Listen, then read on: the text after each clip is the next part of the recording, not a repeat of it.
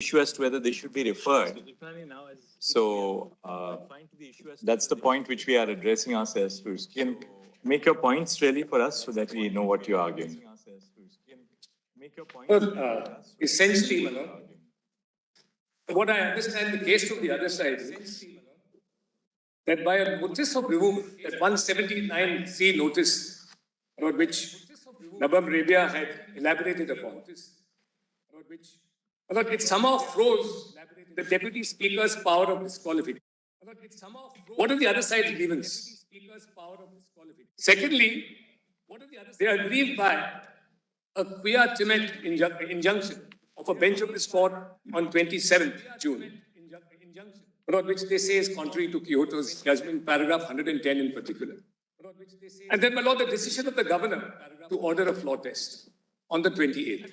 These are the three aspects, the factual aspects, either by themselves or in conjunction with each other, which they see to be agreed by, which they say somehow curtailed the jurisdiction, diluted it or restrained it of the Deputy Speaker's power of disqualification. But that's how I understand the case, and I'll only proceed on that basis. And then, incidentally, Lordships seems to have a feeling that there is something wrong about Nabam Rabia's case regarding the time period in particular, whether it should be from the notice issued under 179C or whether 181, the consideration of the resolution is the part from which the stay of hands by the Speaker should take place. That's the short conspectus of this case, and I'll address it very briefly. Now, not conspectus of this case, and I'll address it very briefly. The entire factual conspectus is between a 9-day period of 21st June and 30th June, 2020. Everything happened in that time. Everything happened in that time. About what happened that is so alarmed the other side or so prejudiced them. On 21st June, I issued that notice under 179C. That notice asking him to stay his hands because he had lost his majority according to me. Mr. Chitmalani, yesterday, everybody has gone through the chronological significance from 21st. Yes. You concentrate on correct? Whether it should be equal to the larger. Yes, Manoj, sir. That's the only thing we check. But this factual conspectus. Factual we already considered. Yes. Reconsidered. Yes, so the factual conspectus has some bearing on that question. That's why I'm telling your lordship. I'm not going to go in any great detail. I'm just going to say that the notice which they are aggrieved by, in fact, was rejected on the 22nd itself. The notice played no part in causing any prejudice because I sent it on the 21st. They received it on the 21st or 22nd, as they said. And on the 24th, they communicated to me that this notice is without any jurisdiction. We have to verify. But I'll just show you a reply. Only that one document, your lordship may kindly see. What is their reply? Because much has been said about this 179C notice. And please see what their reply is. Now it's at PDF. No. Convenience compilation 1, 236. Sorry, 223. Convenience compilation volume 2. PDF page number 220. 238. 236. It's a very short email which I want your lordships to read.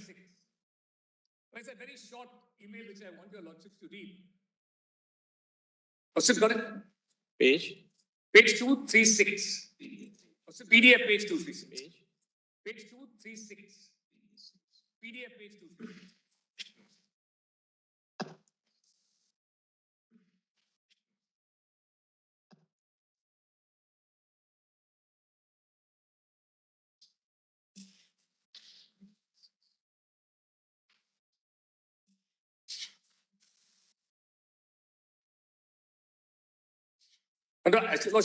May I quickly read it? As per the Honourable Speaker's direction for further process of the notice, following requires to be complied with, Speaker's order is reproduced below. This officer received a communication dated 22nd June at 11:30 a.m. addressed on the letterhead of Shiv Sena Legislative Party, purported to be signed by 34 MLAs seeking my removal under Article 179C of the Constitution.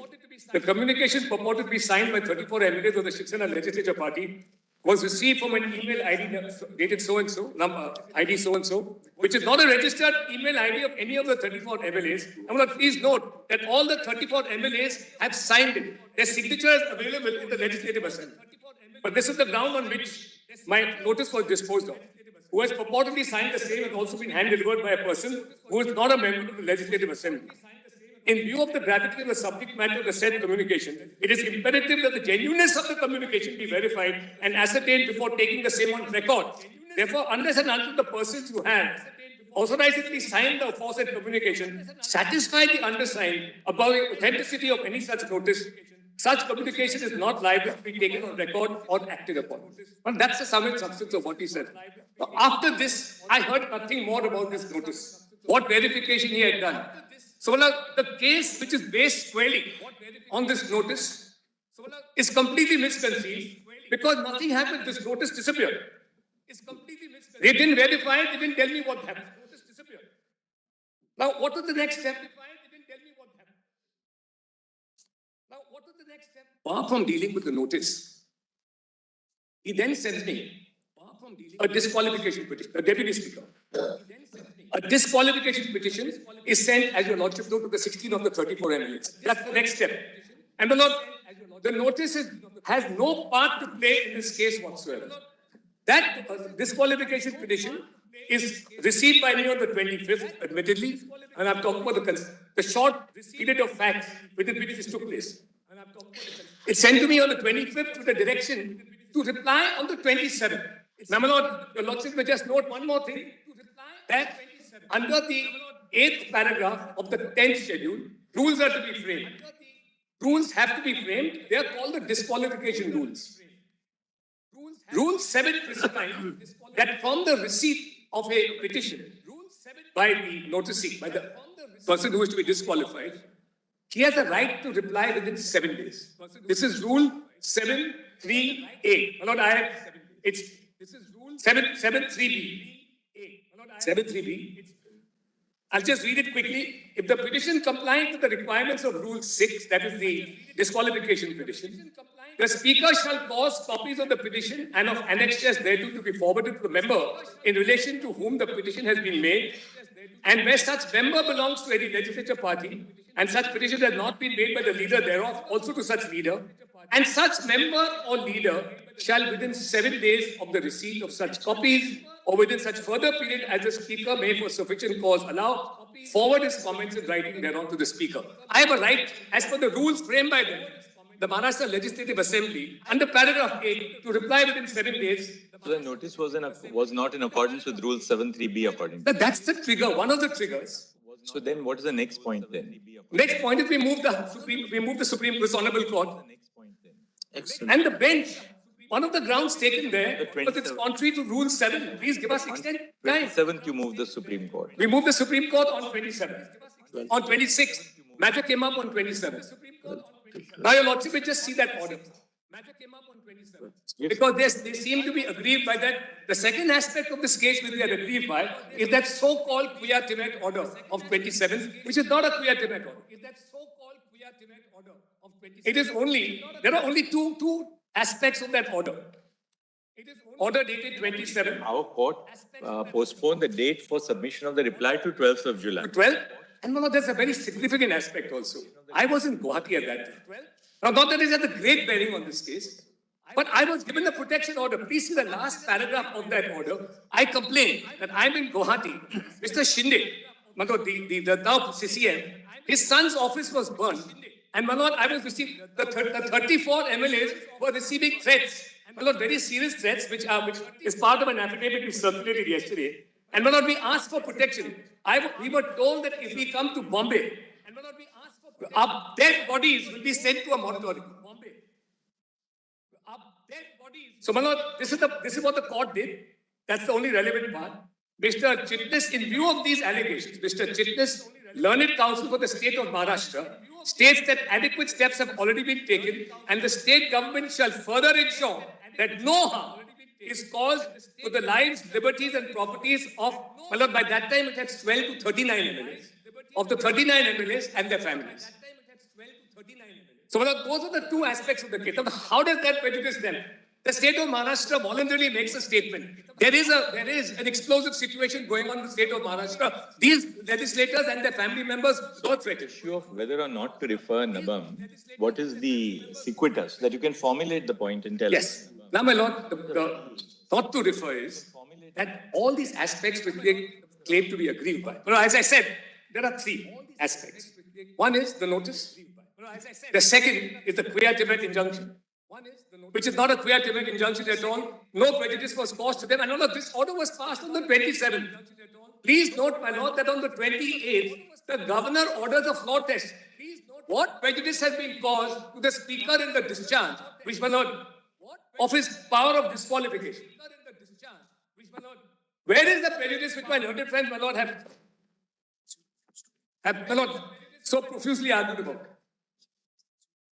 28th, this floor test is called. Now, my lord, the floor test, your lordship, I only cite one judgment. My lord, the judgment in Shivraj Chauhan's case. My lord, the judgment in Shivraj Chauhan's case. So, my lord, I'll just, the relevant paragraphs only. My lord, this is at the relevant paragraphs only. 1376 PDF, page 1376. Volume 1. Compilation. Volume 1. Judgment compilation. Volume 1. Compilation. Volume 1. Judgment compilation. 1389. Volume 1. PDF 1389. PDF 1389. What is it? What is it? Bookmark number. Book number. K. Jera? No. 60 P62. K. Jera? No. 60 P62. I'm sorry. That has 36 bookmarks. If we are talking of the judgment compilation. 33. Can you give us the citation? Sorry? Read by compilation, Shivraj Singh Bookmark Chauhan. 33. Sorry. Right. Sorry. Bookmark 33. That's PDF 139. Shivraj. That's the Shivraj Singh Chauhan. Shivraj. 1326. Shivraj. That's It is 137. 1326. But Starts at now your lordship may come directly to PDF 1389. Paragraph 79. Now, this is titled Short Circuiting the Speaker's Discretion. This is what they seem to be aggrieved by. I'll just read this now. just a moment. Please. A significant ground of attack by Dr. Singhvi, learned senior counsel appearing on behalf of the Speaker on the decision by the Governor to call for the trust vote. Just one. Yes, sorry. Yet to get it. Some I'm sorry. Just one. Yes, sorry. Yet to get it. Some I'm sorry. You got it. I have 1389 is the PDF. Yes. para 79. Just please 1 minute. Sorry, I'm detaining you. Yes. Para 79. Just please. Which is the PDF page, Chief? Which is the PDF page, Chief?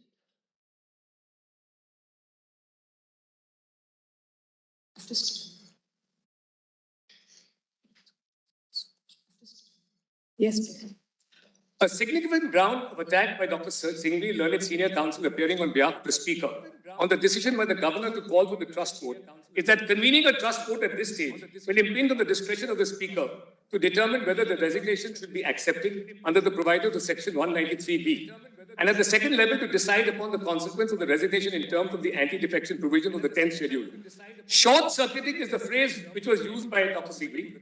Implicit in the submission is the charge that holding a trust vote impinges upon the discretion of the Speaker on whether to accept the resignations and to decide whether these members have incurred the wrath of disqualification.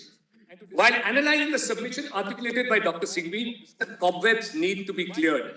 The Governor does not decide whether the resignations that were submitted by the members were genuine and voluntary. That is squarely a matter which lies within the domain of the Speaker. Similarly, not I emphasize, whether a member of a House has discarded a disqualification under the 10th schedule is a matter where the Speaker is the designated authority. Conscious as this court has been on the fact that these matters which lie within the domain of the Speaker in the recent past, a direction to members to appear before Speaker and the Speaker to take decision immediately was recalled by 3 judge bench. Dr. Singhvi alluded to these orders. Now, Lord, it is very important. It is strike law that neither the governor nor, for that matter, this court has the power to impinge upon the authority of the Speaker to take a decision on the above issues. The issue, however, is whether the convening of a trust vote has to be deferred until such time as the Speaker has taken a decision on whether or not to accept the resignation. And if so, the consequence of the members departing from the fold of the party on whose ticket they were elected under the 10th schedule. The holding of a trust vote operates in a distinct field from the issue as to whether one or more individual members of the Legislative Assembly have embarked upon a voluntary act of resignation or have incurred the wrong of the 10th schedule. But the same thing here, the disqualification petition is under 21A of the 10th schedule, which says I have voluntarily given up my membership of the Shiv Sena. Holding a trust vote is necessary to ascertain whether the Council of Ministers headed by the confidence of the House. Continuous existence of that confidence is crucial to the legitimacy and hence survival of the government. It is a matter which can brook no delay, since the authority of the government presided over by the Chief Minister depends on the Council of Ministers continuing to have faith of the legislative body as a collective entity, particularly when the members resign in an expression of lack of faith in the existing government. The convening, exactly what happened here. The fact situation is exactly what happened here. The convening of a floor test is the surest method of assessing the impact of the resignations on the collective will of the House. The consequence of the acceptance of a resignation is to reduce the numerical strength of the House. Until the resignations are accepted, the members who have resigned continue to be reflected in the strength of the House, having regard to the language which has been employed in Article 193B. Whether in the situation such that the President elected government is entitled to continue despite the resignations of 22 of its members has a significant bearing on the issue of confidence. Neither the governor nor, for that matter, the court can infringe upon the power of the Speaker. Now, the next sentence, next clause is important of that sentence. But the pendency of the proceedings before the Speaker cannot be a valid basis to not have the confidence of the House and the government determined by a floor test. Number 27, the disqualification petition was dealt with by this court, the 2 judge bench of this court. They extended time. The next day, a floor test was called for the 30th. So, what prejudice is caused? Particularly the light of this judgment. Then paragraph 81. We have highlighted the above factual scenario only to emphasize that the convening of a trust vote is of crucial importance to affirm the fundamental values of the Constitution, namely abiding by the rules which govern a parliamentary democracy. The fundamental precept of parliamentary democracy is that the government owes collective responsibility to the Legislative Assembly, and as a collective body, the Legislative Assembly is entitled to hold the government to account. The ultimate expression of accountability is the existence of or the lack of confidence in the Council of Ministers. We are therefore unable to accept the submission of Dr. Singhvi that the holding of a trust vote would short-circuit the jurisdiction of the Speaker on a matter of resignation and disqualification. Now, how is this different from the facts of the present case? On 28th, the trust vote was called for. It was held on the 30th. 29th, they challenged it. It was repelled. Rightly so, because this court has repeatedly held that you can't injunct the governor from calling for a floor test or the holding of a floor test. So, Lord, what prejudice is caused to them?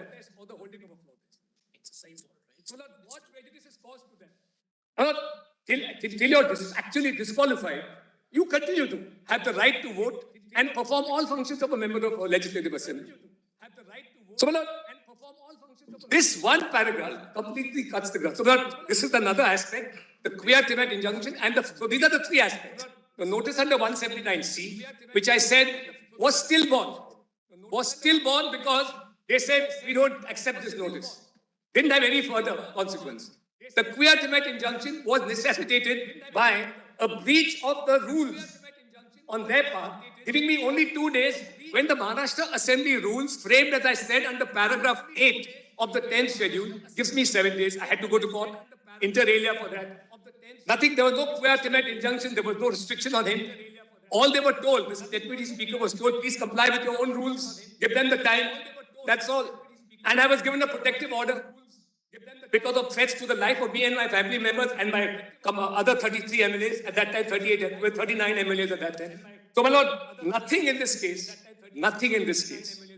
has at all caused any prejudice, my lord, to the plenary powers of jurisdiction. There is no case for referral in my respectful submission. And my lord, just one more thing. Ultimately, one more factual aspect. On 29th, the chief minister voluntarily resigned. His voluntary resignation was not the outcome of all that went before. He took a conscious decision. He knew he had lost the majority. He knew he had lost his majority and he lost, therefore he resigned instead of facing a floor test. So the floor test ordered on the 28th and to be held on the 30th was itself stillborn because the chief minister resigned on the 29th night, before the date even of the so-called floor test. So, my lord, in this factual conspectus, there is absolutely no reason, my lord, because nothing has caused prejudice. My lord, this is, with the greatest respect to my learned friends on the other side, a case built on foundations of clay. There is nothing. All right, thank you. Anything else, Mr. Jethwani, now? My lord, just one last thing on Nabam area, since your lordship has, my lord, a little, I'll only deal on that part and then I'm done. You've dealt with Nabam Rabi. Your contention is that because the CM resigned and there was the 27th order of our court does not amount to any injunction on the exercise of powers by the speaker. Yes. Therefore, there was no question of Nabam Rabi being invoked here. Well, your lordship only want to know something about the notice period and that part, 181. If your lordship don't need an argument on that. No, we are not concerned with that so far as the reference to Nabam Rabi is. Yes, that's. I'm deeply obliged. No, that's all I had to say. Yes. Mr. Manoj Singh? Well, as a tail ender, a couple of points, only few minutes. Well, there is no need for reference, my lord, is writ large in the existing constitutional scheme, my lord, prior to the 52nd Amendment in 1985 and even thereafter. My lord, your lordship had asked a question yesterday that besides the incorporation of the 10th schedule in the constitution in 102 and 191, 1022 and 191-2, these are the only, why? Because if the 10th schedule has to become a part of the constitution, some provision must incorporate it. Now, my lord, the question asked was why there is no further amendment in the constitution either with regard to 179, 180 or 181. The answer, my lord, is given by your lordship in Nabam itself, and I will just make a humble submission because Justice Narasimha was, my lord, having a doubt about the commencement of the action and conclusion of the action so that the bar applies. Now, my lord, kindly see 179 only for a moment. I have only to read 179 and 3 paragraphs. Your lordship may mark it, my lord. Your lordships have read it, but after reading it the way I want to read it for your lordship's kind consideration, please mark, my lord, 235, para 235, 236 and 237 of Justice Mishra's judgment, my lord. But before that, my lord, I want to show your lordship article 179. And in my humble submission, my lord, the commencement of the bar under 179 of conflict of interest of the speaker, your lordship is provided in this article itself. Kindly see the nature of function. The highest of the function assigned to the speaker under the conventions, there is no provision in the constitution which says that the speaker shall preside. Because, my lord, the disqualification is you will not preside. There is no provision that he shall preside. I will take it, my lord, that is the whole purpose of having the speaker under the Westminster model, my lord, and therefore he has the authority to preside.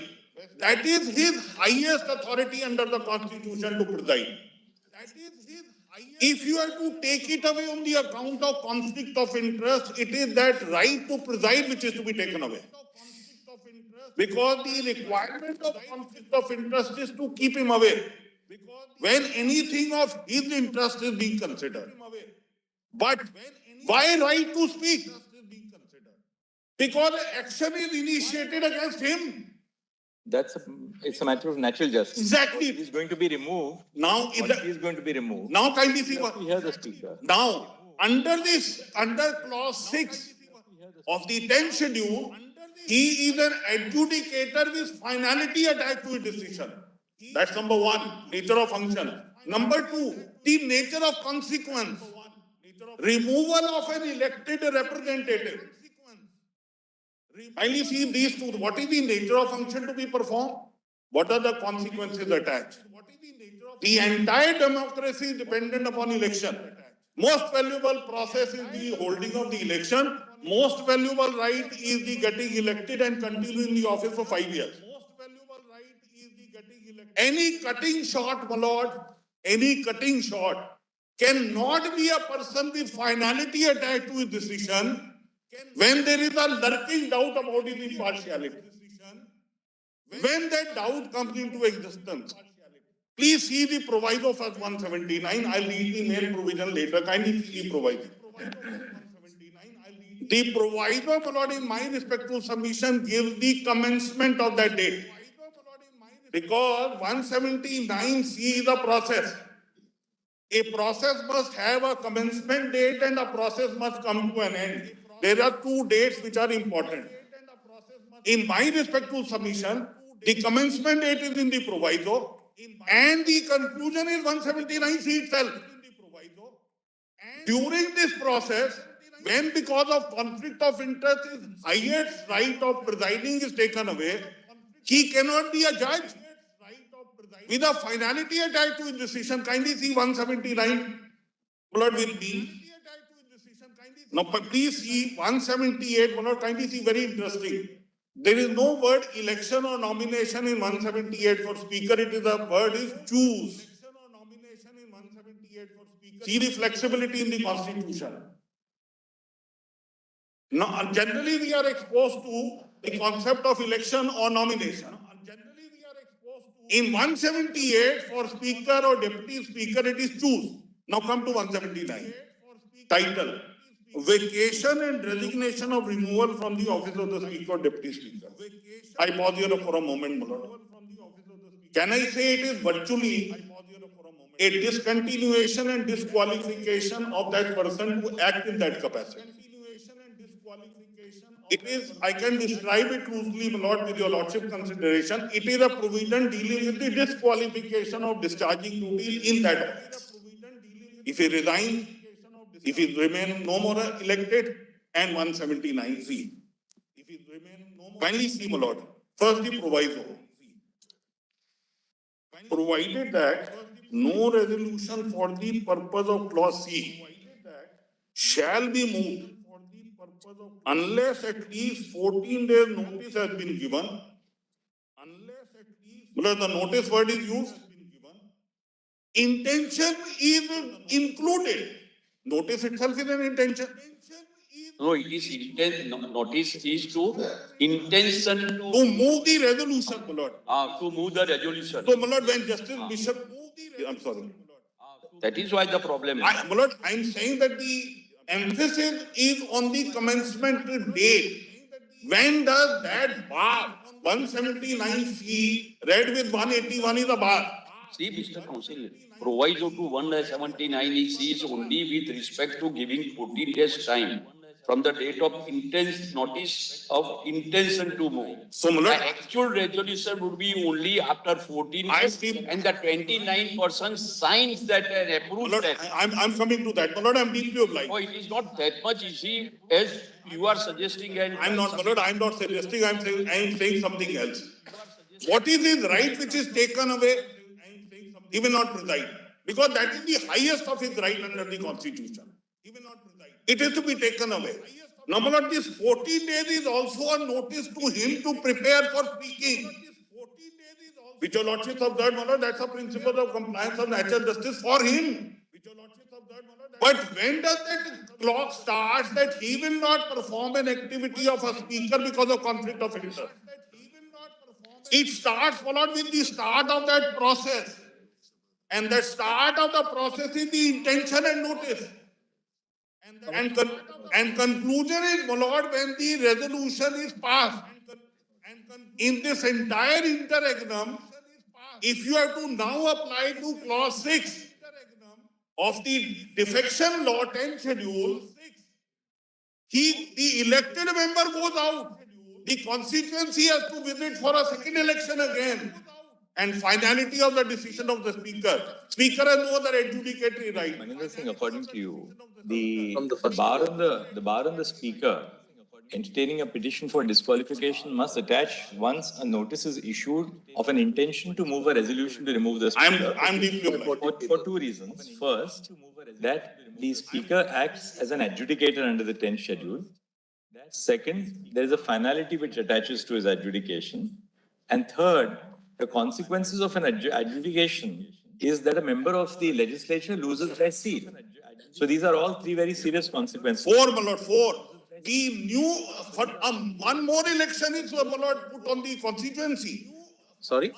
One more election to be held for the you inflict another election on So the the seat becomes vacant. The seat becomes vacant. And my lord, therefore, it is not that is not conducive to any. All right, we got one more thing. Let's move on to the other. My lord, not take more time. I'll not repeat anything. Yes, what's the point now? Yes, my lord. Now the next point is kindly, and this is what is decided, my lord, keeping this in mind. Kindly come to 230. We got your point that the conflict of interest in your submission, which should prevent the speaker from adjudicating upon a petition for disqualifying a member of parliament or the state legislature, begins the moment the notice is given to him of an intention. And my lord, the pedestal, the participation as a speaker where he only had the highest of the right is presiding. Here, adjudicator with finality. That's the reason. Clause 6, kindly make a note of clause 6 of the anti-defection 10 schedule. You're arguing, therefore, that Nabam was correctly decided. Now, kindly just follow. So, Jetmalani's argument was that there is no reason for referring the facts of this case. Now, my lord, the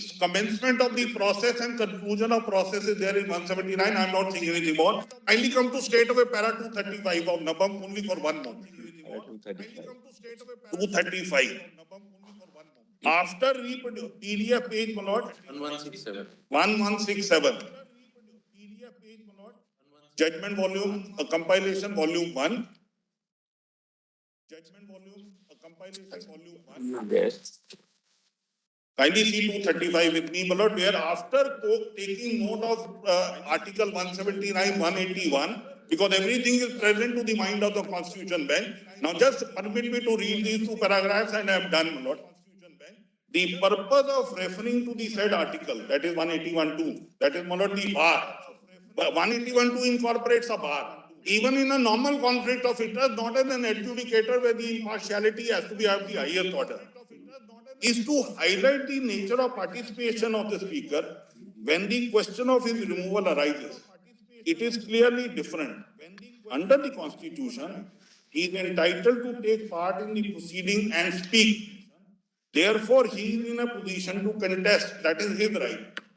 Appreciating the scheme of the Constitution, I am placing reliance on this, not why there should not be any reference.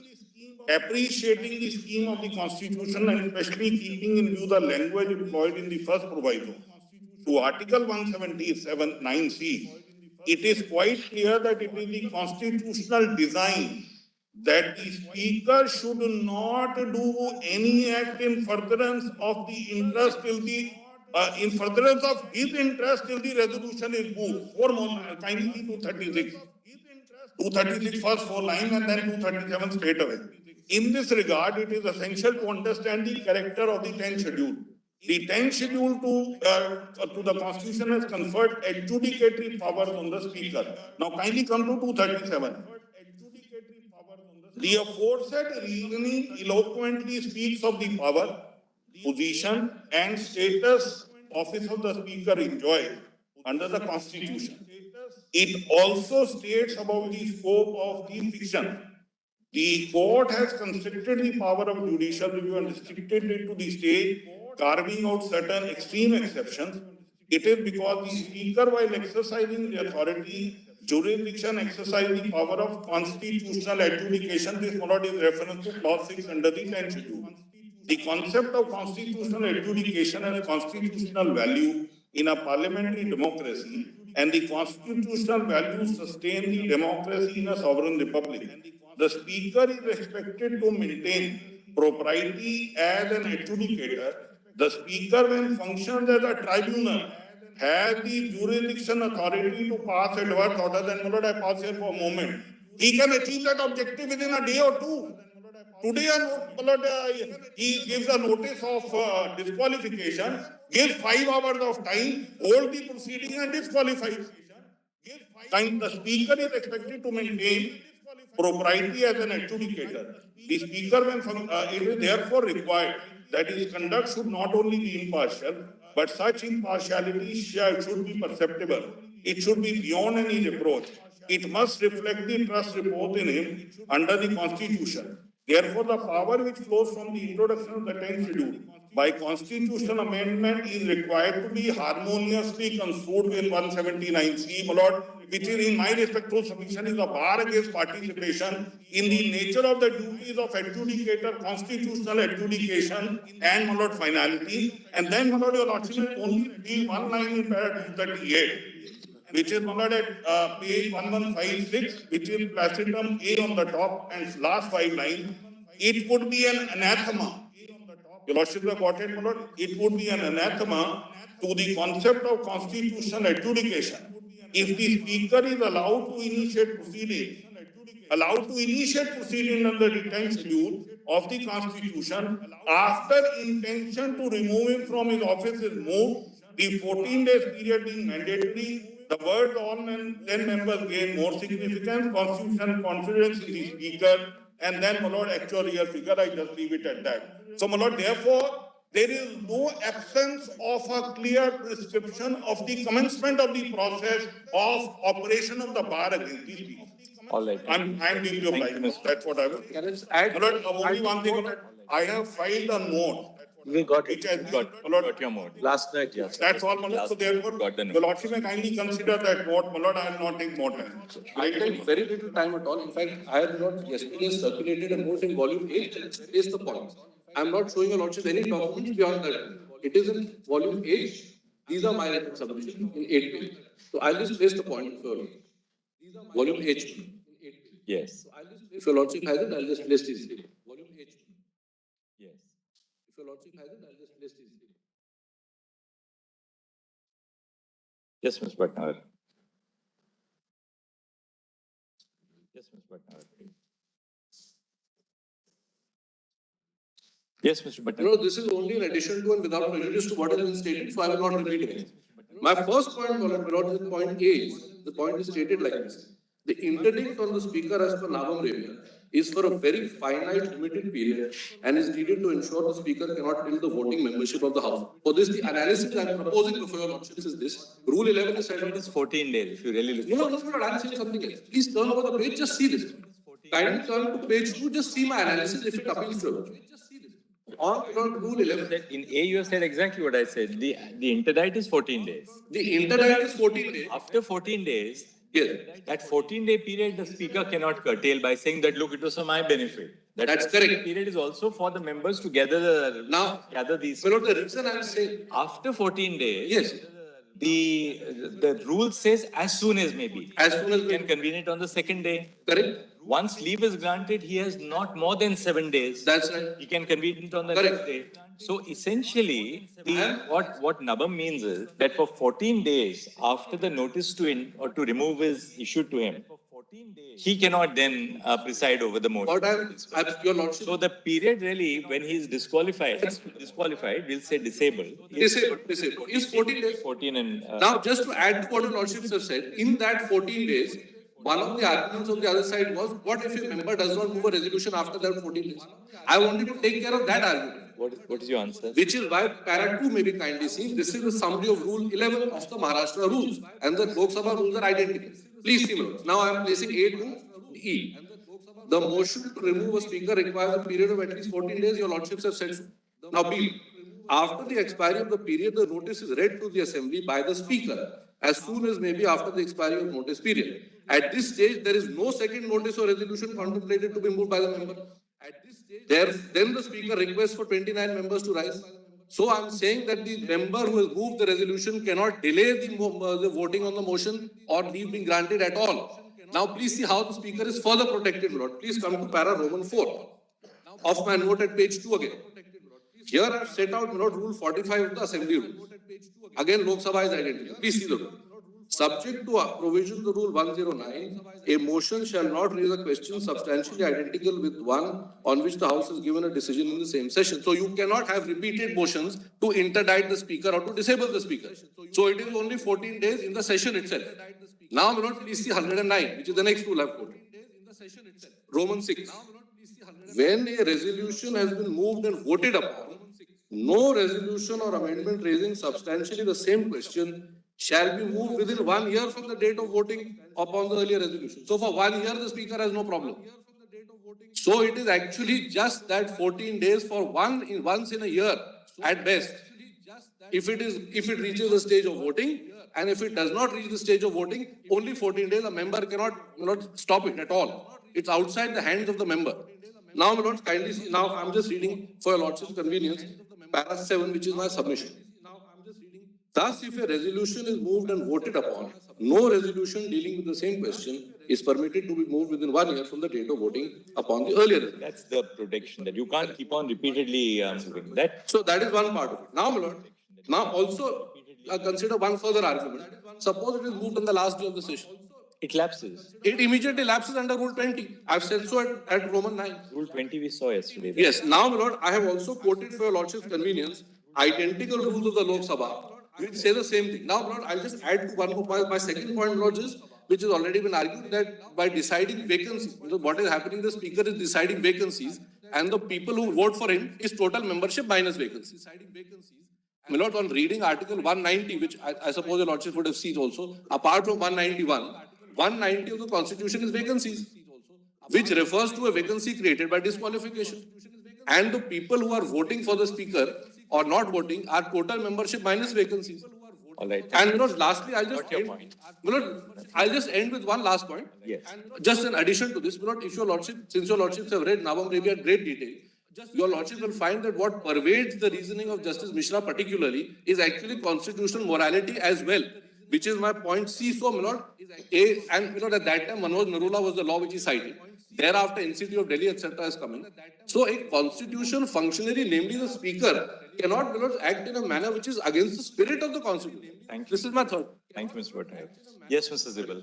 I won't take long, Manas. Yeah. Deeply obliged. No intention to cover your lordships too much, Manas. Manas, just, Manas, the 10th schedule was incorporated in the Constitution in 1985. 179 has been there before, Manas? Yes. So, Manas, well, there was no 10th schedule, yet you can ask for the removal of the Speaker. Well, there was no 10th schedule, yet you can ask for reasons that have nothing to do with the 10th schedule. So, first question, if you seek a removal of the Speaker, which has nothing to do with the 10th schedule, is he barred from dealing with disqualifications? Is he barred from dealing with disqualifications? Makes no sense. Makes no sense. We are arguing as if the only reason for removal is the 10th schedule. Any number of reasons for which a Speaker can be removed. So he'll be debarred to perform his adjudicatory function. Ex facie, a wrong proposition of law. Ex facie. In fact, Maharaj, 179 operates in an entirely different field. That's why the 10th schedule uses the word disqualification and 179 uses the word removal.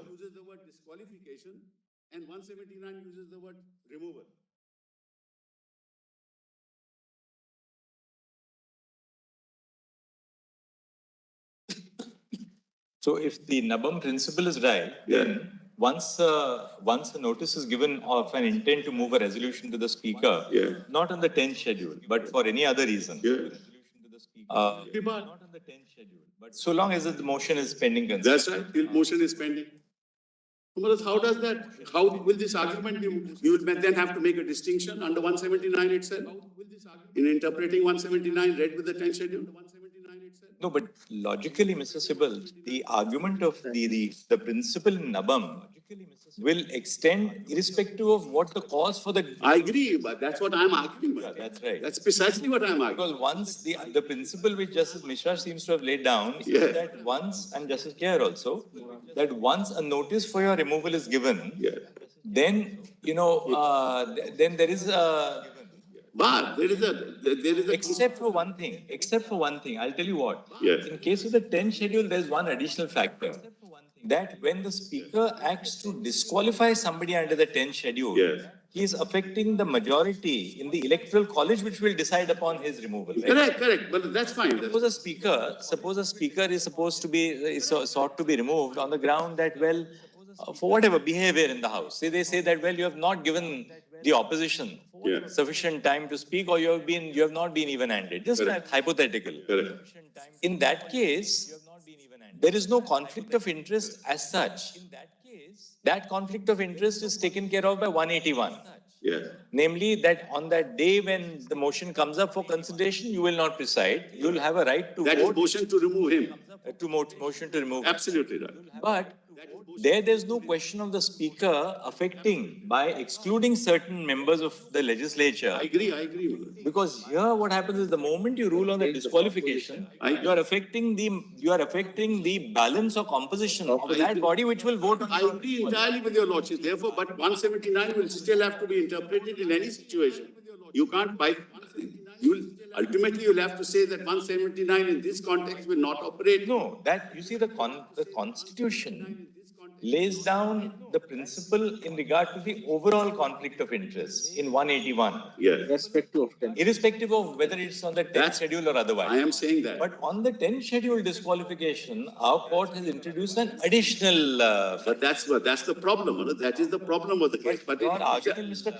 Sibal, your argument that the same principle will apply to any motion for removal may not strictly be right. But Malad, the Nabam Rabia doesn't say so. Your lordships may interpret Nabam Rabia like that. But Nabam Rabia doesn't say so.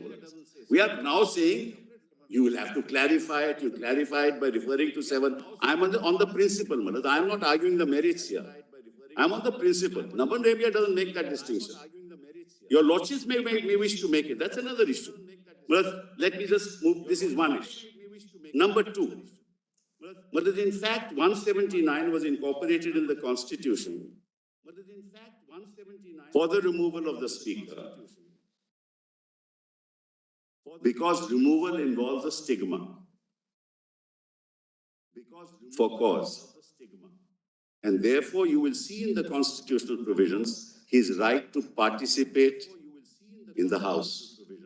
His right to participate in the House and defend himself. It was nothing to do with the 10th schedule.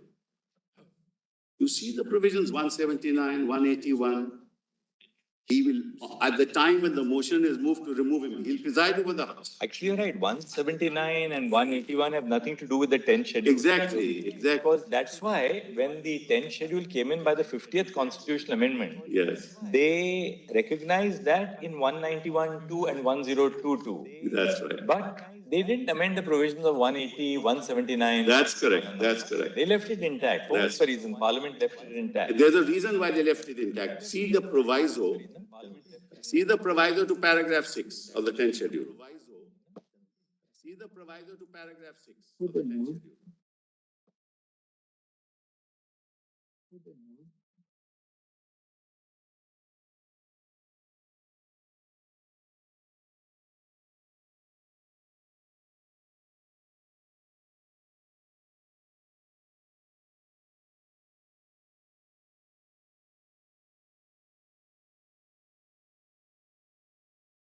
To provide to the 10th schedule, paragraph 6. Yes. To the 10th schedule, paragraph 6.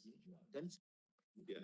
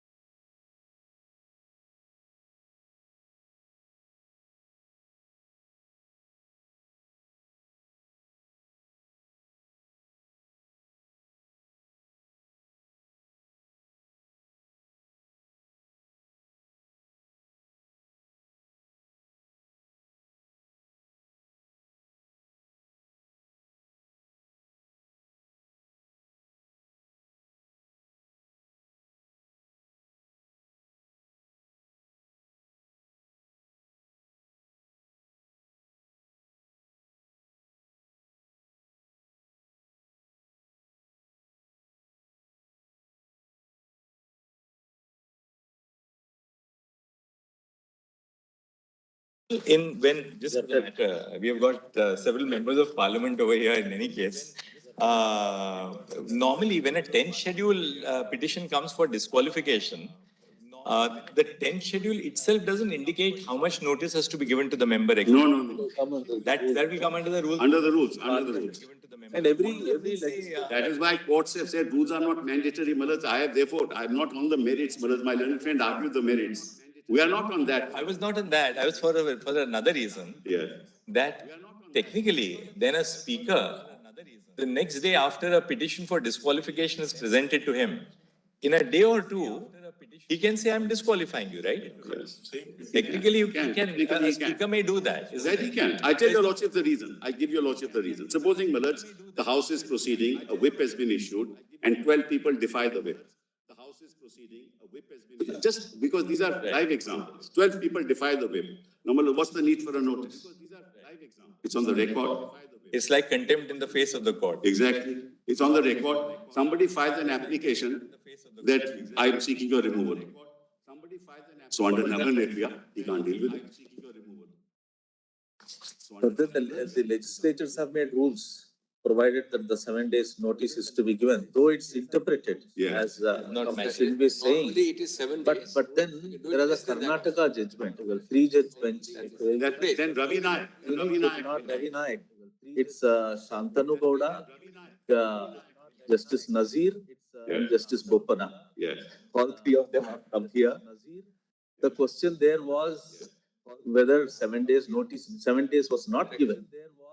But then the court held there that not necessary. But then this court has reversed it in a subsequent judgment. This court has held the legislature has made a rule 7 days. That's has to be followed. That's That's been distinguished in another case. But Manoj, as I said, we're entering into the merits of these issues which we are not at the moment concerned with. You must be aware. No, it has one very important bearing. You only made That why do you attach the disability on the speaker the moment a notice under 179C can be given?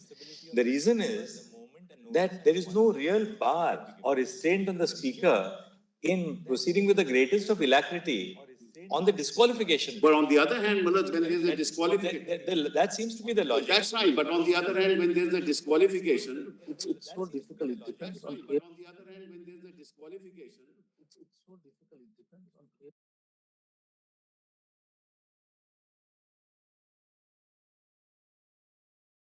he has to proceed with alacrity. Otherwise, the government will be toppled. That, Manoj, kindly, there are two issues here. What has happened today is, Manoj, somebody goes to Gujarat, goes to Assam, passes resolutions, removes people, Manoj, and that is not considered to be disqualified. My learned brother just mentioned, if with his permission, I'll share. It's not always that the speaker will act with alacrity to disqualify. In a given case, he will be sufficiently emboldened, or he may decide not to take a decision also. That's right, Manoj. We have seen that in Goa. We have seen that in many other places. It works. It depends on who is in power. Exactly. So, Manoj, therefore, time you want to take an early decision, Manoj, time you have to the court to lay down. It's very difficult because very difficult then. Very difficult. In fact, 10th schedule, each case is a history in itself. So therefore, to formulate a principle with respect to at what time the speaker is to act and lay down as a principle is difficult. But then legislatures and parliament has made rules with respect to when he should act. No, but discretion is a problem. In fact, one case he will act. at the moment we are only concerned with one issue. Whether at the time of issuance of notice, the disqualification to preside occurs. That's the only issue we are concerned with. We're not concerned with any other issue. Probably only answer to it is whenever at whatever point of time the case is finally decided by the speaker, it will relate back. Yes. If it relates back, all this is irrelevant.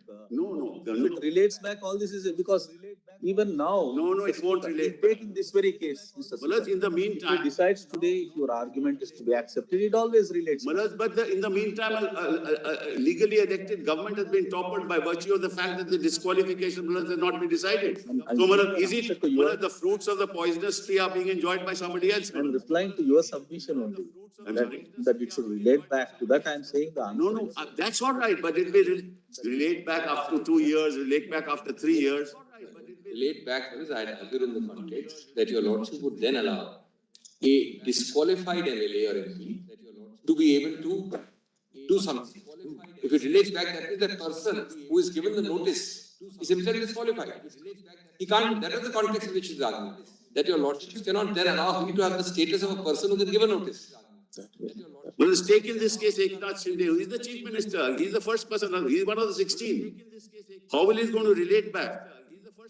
In the meantime, a government has been toppled. So, Manoj, these are very vexed questions that your lordships will have to look at Raman Bebia and see how to answer them. Mr. Sibal, there's another aspect also of Nabam which has been worrying us. We've been in discussion, which is that ultimately in any constitutional adjudication, Nabam lays down a principle. Now, we have seen how vexed it can be in the sense that, it really depends on the emerging political situation from case to case, states to state. That's true. Now, Nabam has laid down a principle which is holding the field until today. Before we decide to enter upon this to review the correctness of Nabam, we must also be clear that it, strictly speaking, arises in a case. Now, one thing which you have to really perhaps assist us on is this. Nabam, the correctness of Nabam would arise if the speaker stood injuncted either by the High Court or by this court from exercising his powers under the 10th schedule. If the speaker was injuncted from exercising his powers under the 10th schedule until the vote for his removal was taken up. Right. Or he himself says that, look, in view of Nabam, I'm not going to exercise my jurisdiction. Right. Then somebody else may say that, well, you have to exercise that jurisdiction. Now, in our case, what happens is that when the speaker perhaps in that sense created a problem for himself, maybe out of the political exigency. We are not at all saying that in a pejorative sense. That's real politics. The speaker himself gave only 2 days notice. 25th, he said, I'm going to give you time until the 27th. Our court, in the light of that, said that time to furnish your reply is extended until the 12th of July. In the interim, your lordship may not have looked at that phrase. Yeah, in the interim. In the interim, Now, it is every extended. time a trust vote takes place, Yes.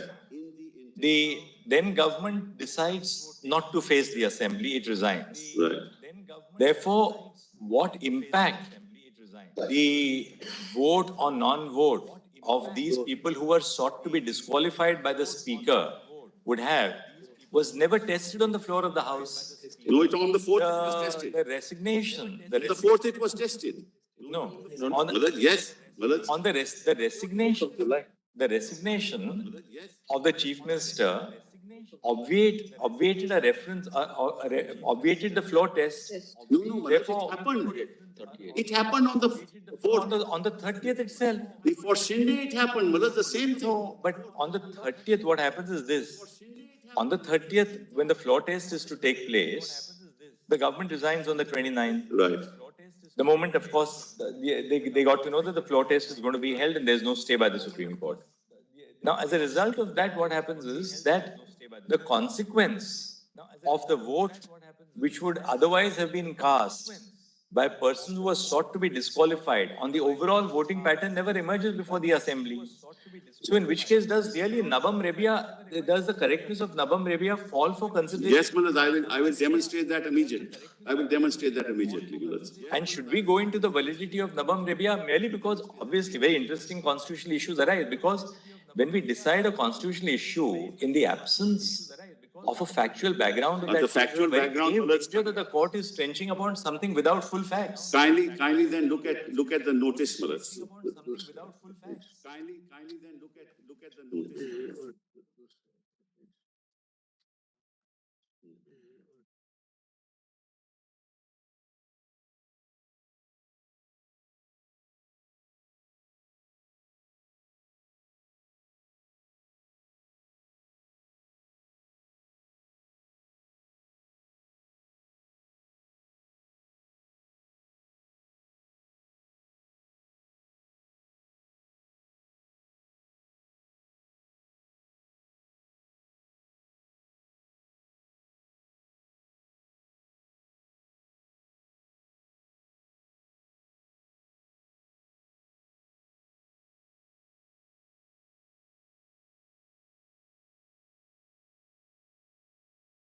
Twice it has happened. On the third they voted, on the fourth they voted. Third they elected a speaker. Fourth, the trust. Define the whip. Define our whip. Because the whip had not been changed by them. That was changed. Gogagare came in on the third night. So all that is before you now. But be that as may, let me answer a more fundamental question. Let's kindly look at the notice of the 22nd of June that my learned friends have been relying upon. Convenience compilation, volume 2, PDF page 62. 22nd June. 22nd June. 22nd June, but dated 21st of June. 22nd June. 22nd June, but dated 21st of June. Yeah, I know. Convenience compilation 1, right, Mr. Yeah, 2, compilation 2. It's a very interesting document. Page number? Page number? Page number, PDF 62, otherwise 49. Page number? Page number, PDF 62, otherwise 49. Just mark one date, Malat, in your mind before we read this document. 23rd of June, petitions are filed for disqualification. Once more, that date is? 23rd of June, Yes. petitions are filed for disqualification. 23rd of June, 25th of June, speakers issues notice for 27th June. These 3 dates. Correct. Give me just a moment. Will you please repeat yourself, Mr. Sibu? 23rd June, petition filed. Petition filed for disqualification of the 16th. 23rd June. 25th of June, speaker issues, deputy speaker issues notice. There is no speaker. For 27th. Correct. 27th, this court passed that order. Now, let's kindly read this notice of dated 21st June. And if your lordships has the document, and kindly see on the left-hand side, 22nd June, 2022, 11:33. So it is received by the deputy speaker on the 22nd, but dated the 21st. Obviously, Maharaj, there. Yes, it is received on the 22nd. Yes. It's received on the 22nd, it is 11:33. Now, Maharaj, the last session of the assembly, which was the budget session, took place from the 3rd of March to the 25th of March, 2022. From the 3rd of March to the 25th of March, 2022. Now you see the mischief, Willers, when we read 3rd of March to 25th of March, 2022. Now see the mischief, Willers. Just read this note. You were elected as Deputy Speaker of the Maharashtra Legislative Assembly on November 19. Since February 21, due to resignation of Nana Patole from the post of Speaker, you have been discharging functions of Speaker of Maharashtra Assembly. We all respectfully submit that you no longer have the right to continue as Deputy Speaker, as you no longer enjoy the support of the majority of the House, and more particularly the following members of our party.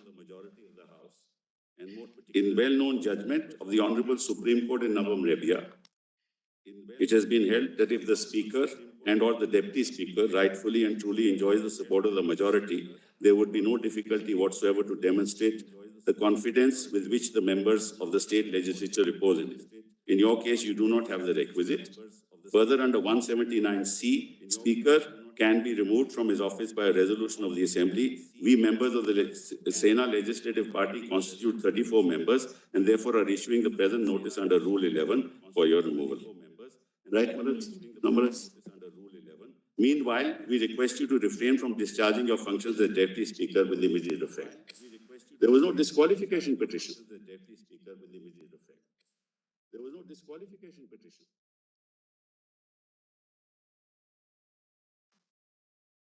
Reference to Navam Rabia. There is no disqualification petition filed.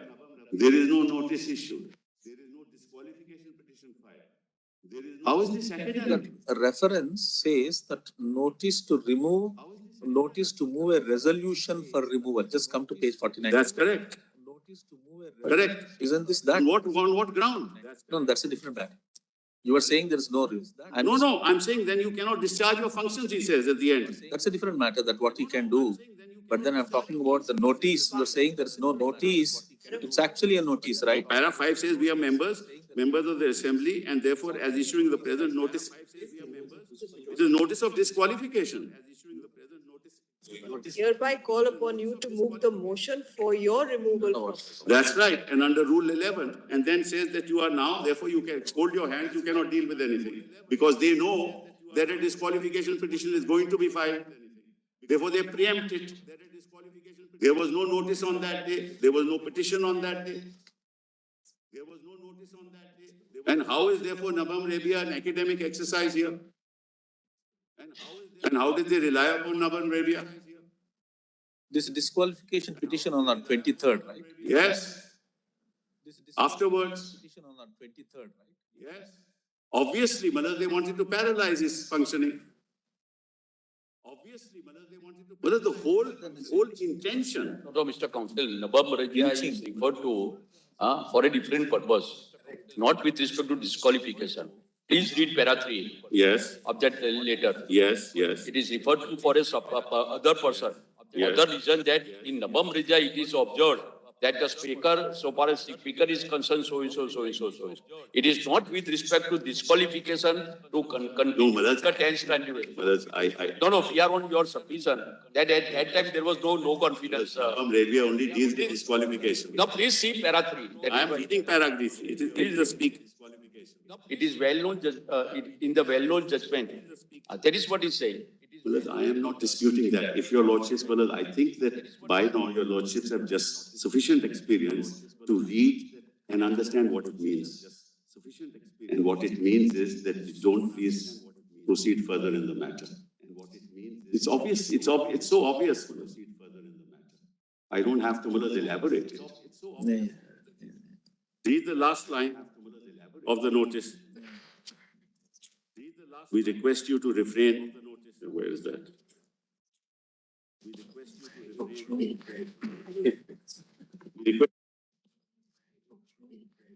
immediate effect. What?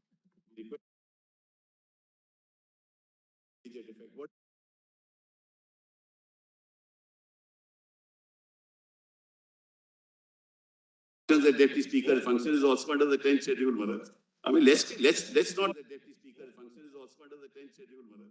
I mean, let's not.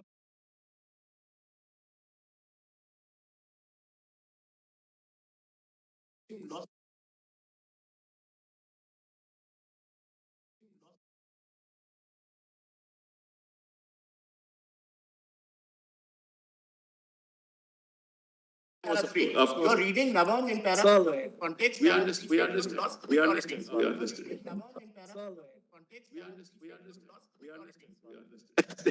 Go ahead, sir. Let's be clear. And you can't discharge your functions as a deputy speaker. Means I can't discharge under the 10th schedule. You can't discharge your functions as a deputy speaker. So that's Your clear. simple point is that there was no complaint under 10th schedule. Where is the question of a notice given? to us? Exactly. And how is this academic? The whole purpose of it was to paralyze the speaker. Purpose of it was to ensure that I do not deal with the disqualification petition when it comes. And they knew it was coming. Manoj, in politics, there is no secret. There was already What happens, Manoj, at one end is known to the other person. So somebody must be drafting the petition, and they must be knowing it. And let's draft a letter dated 22nd, date it 21st, and send it to them. See, this is practice. Obviously, everybody knew what was going to happen. So, Manoj, Who doesn't say that this all is They are times ahead of times to come. Yeah. It's all, who doesn't know? Even citizens know about it. Forget about legislators. That's right, even citizens know. Manoj. So therefore, let's be clear, the whole initiation of the exercise. The 10th schedule now has been internalized by the political establishment. So they knew exactly I said that in my opening, Manoj. I said that in my It's been internalized. Very Like, sad. they also knew exactly what's going to happen. It's like everybody is, it's like a chessboard. Everybody knows what's the next move. Now, let's Exactly. look at it from another standpoint. I'll come to the 10th schedule later. Yes. Another standpoint. Well, let's, under the 10th schedule now, even if the majority defects, it will still be defection. There is no concept of majority, minority under the 10th schedule anymore. The only concept is of merger. Merger, that's the only thing. So to say that the majority, we are 40 is no defense under the 10th schedule. But this is not a case of merger also, as It's Paul is saying. It's not their case of merger. So to say, I've been hearing this refrain that we are 40, they are, it makes no difference. That is why para 3 was removed. It makes no difference. These are very serious issues. You can't apply Nabam Rebia in this fashion. And therefore, Mullahs, my Lord, put it to me, if you have lost the plot. Mullahs, we have not lost the plot. Because the 10th schedule itself allows me. There is no defense available. Which is why they don't want this to go on. There is no defense available. Which is why, Mullahs, they are saying it is academic, don't deal with it. Our speaker will decide. Now we have a new speaker. Mullahs, and now we can't remove him because they have the majority now. So even if we give a notice, we can't remove him because they've toppled the government. See the serious consequences of this. See the serious consequences of this. And what moral principles are we talking about, Mullahs? Mullahs, these are not conscientious objectors, Mullahs, like in Soviet citizen wars, Mullahs, in Russia. These are conscientious defectors. Where they lay their conscience on a platter and depends on who bids the highest. That's not really, let's not make these moral principles in this. We know what happens. So, please, Mullahs, please, I beg of you, this is not about today. This is about tomorrow. This is about tomorrow. Don't board the issue, Mullahs, and say it doesn't arise. It will arise time and again. And say governments, elected governments will be toppled. And no democracy in the world allows this to happen.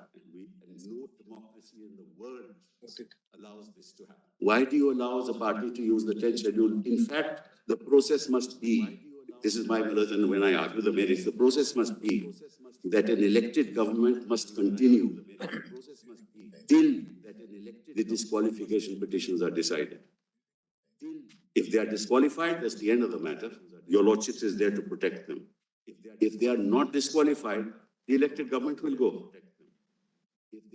But do not allow the 10th schedule to topple an elected government.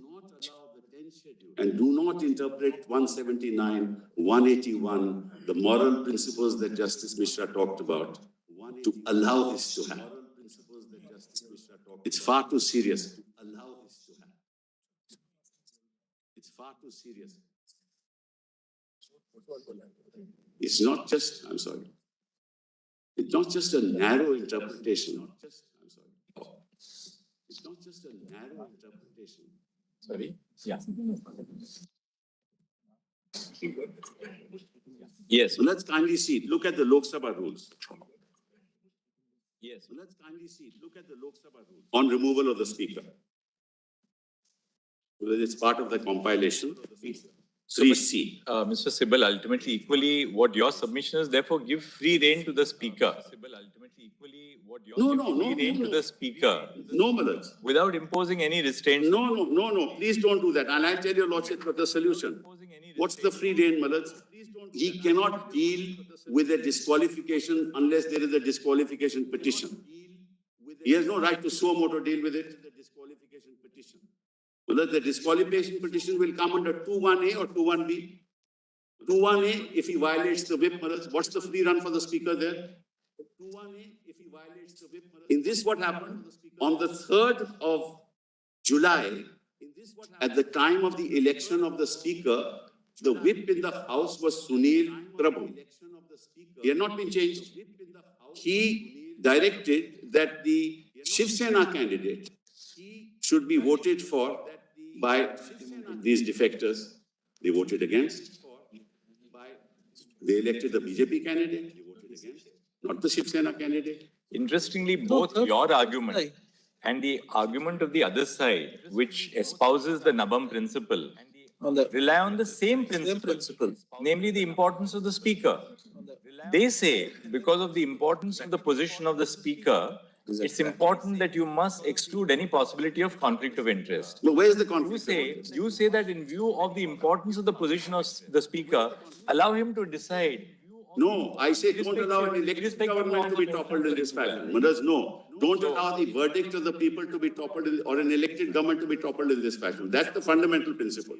A government stands elected till it is removed. And it cannot be removed through the machinations under the 10th schedule. That's my contention. Malad, forget about the speaker or no. This is the fundamental principle of democracy. And if you have violated the 10th schedule, allow the speaker to decide. Malad, he can't decide contrary. If there's a whip, Malad, that has been issued and somebody votes against the whip, what leeway does the speaker have? You are giving a leeway to the other side. Disabling him, toppling the government, and then not deciding the matter. I remember, Manoj, when the Rajasthan matter came up on this court, Justice Arun Mishra, they, on a daily basis, used to monitor the disqualification proceeding. On a daily basis, when it came to Rajasthan. When it came to Goa, for 2.5 years, we kept on telling the Chief Justice, please have the matter heard, please have the matter heard. Where do we go? These are all nice principles of law, but you have to have a functioning, working democracy. These are all nice principles of law, but you have to have a functioning, working democracy. This is why it's far too serious, Manoj. The fundamental principle is keep an elected government that is already elected in place, keep it in place till such time as it can be thrown out. Of course, it should be thrown out, Manoj. And that is not to be decided in the legislature. Manoj, kindly appreciate what is happening. This is another very interesting thing. And it's something that your lordship should think about. 5 people in Goa, say 2 of them, 5 people or 3 of them, Manoj, are taken over by another party.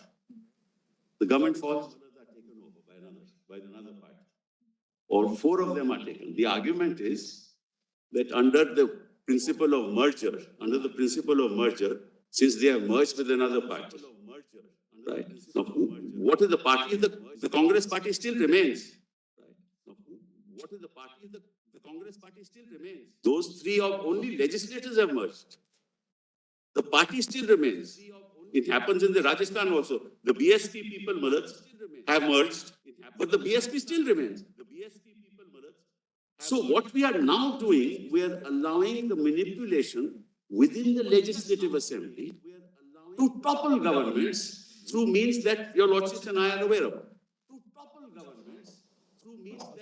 The purpose of the 10th schedule was not to allow that to happen.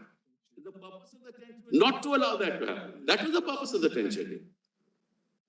Not to allow that to happen. That was the purpose of the 10th schedule. Previously, it was 1/3 in paragraph 3.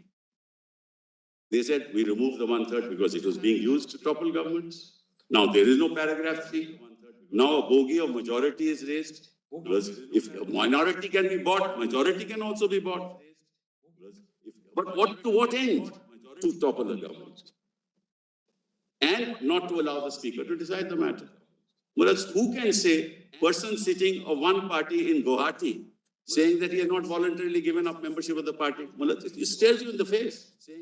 He is passing resolutions from there that I remove you from chairmanship, I remove you from this office, I remove you from that office, I appoint myself. That's not supposed to be voluntarily giving up party. I appoint myself. That's not supposed to be voluntarily giving up party. They are all arguing on the assumption that they are right when they say that there can be no disqualification for these acts. That's how they are arguing. And that the speaker, deputy speaker will malafidely say that they stand disqualified. You can't make a constitutional assumption like that. That's the assumption they are making. See what the speaker is doing. He only gave us 2 days notice. Why did he give you 2 days notice? Because the facts stared him in the face. He only gave us 2 days notice. Why did he give you 2 days notice? Because the facts stared him in the face. That's the reason for the 2-day notice. Now, your lordships, when dealing with the merits of the matter, will decide whether that was enough, not enough in the facts of the case, but that's on merits. But the issues are far larger. And if If this is allowed, it can happen anywhere, and it will happen. It has happened. This is not the first time. It has happened. Now, having said that, kindly come to the 10th schedule for a minute. Yes. Yeah. Yeah. Paragraph 6. Yeah. Yeah. Paragraph 6.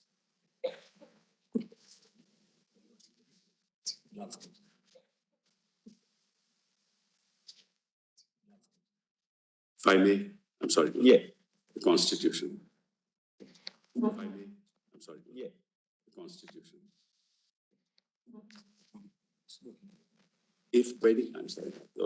If any question arises as to whether a member of a house has become subject to disqualification under the schedule, the question shall be referred for the decision of the chairman, or as the case may be, the speaker of such house, and such decision shall be final. Provided that where the question which has arisen is as to whether the chairman or the speaker of a house has become subject to such disqualification, not removal. The question shall be referred to for the decision of such member of the house, as the house may elect in this behalf, and his decision shall be final. The constitution makers were aware of the difference between removal and disqualification.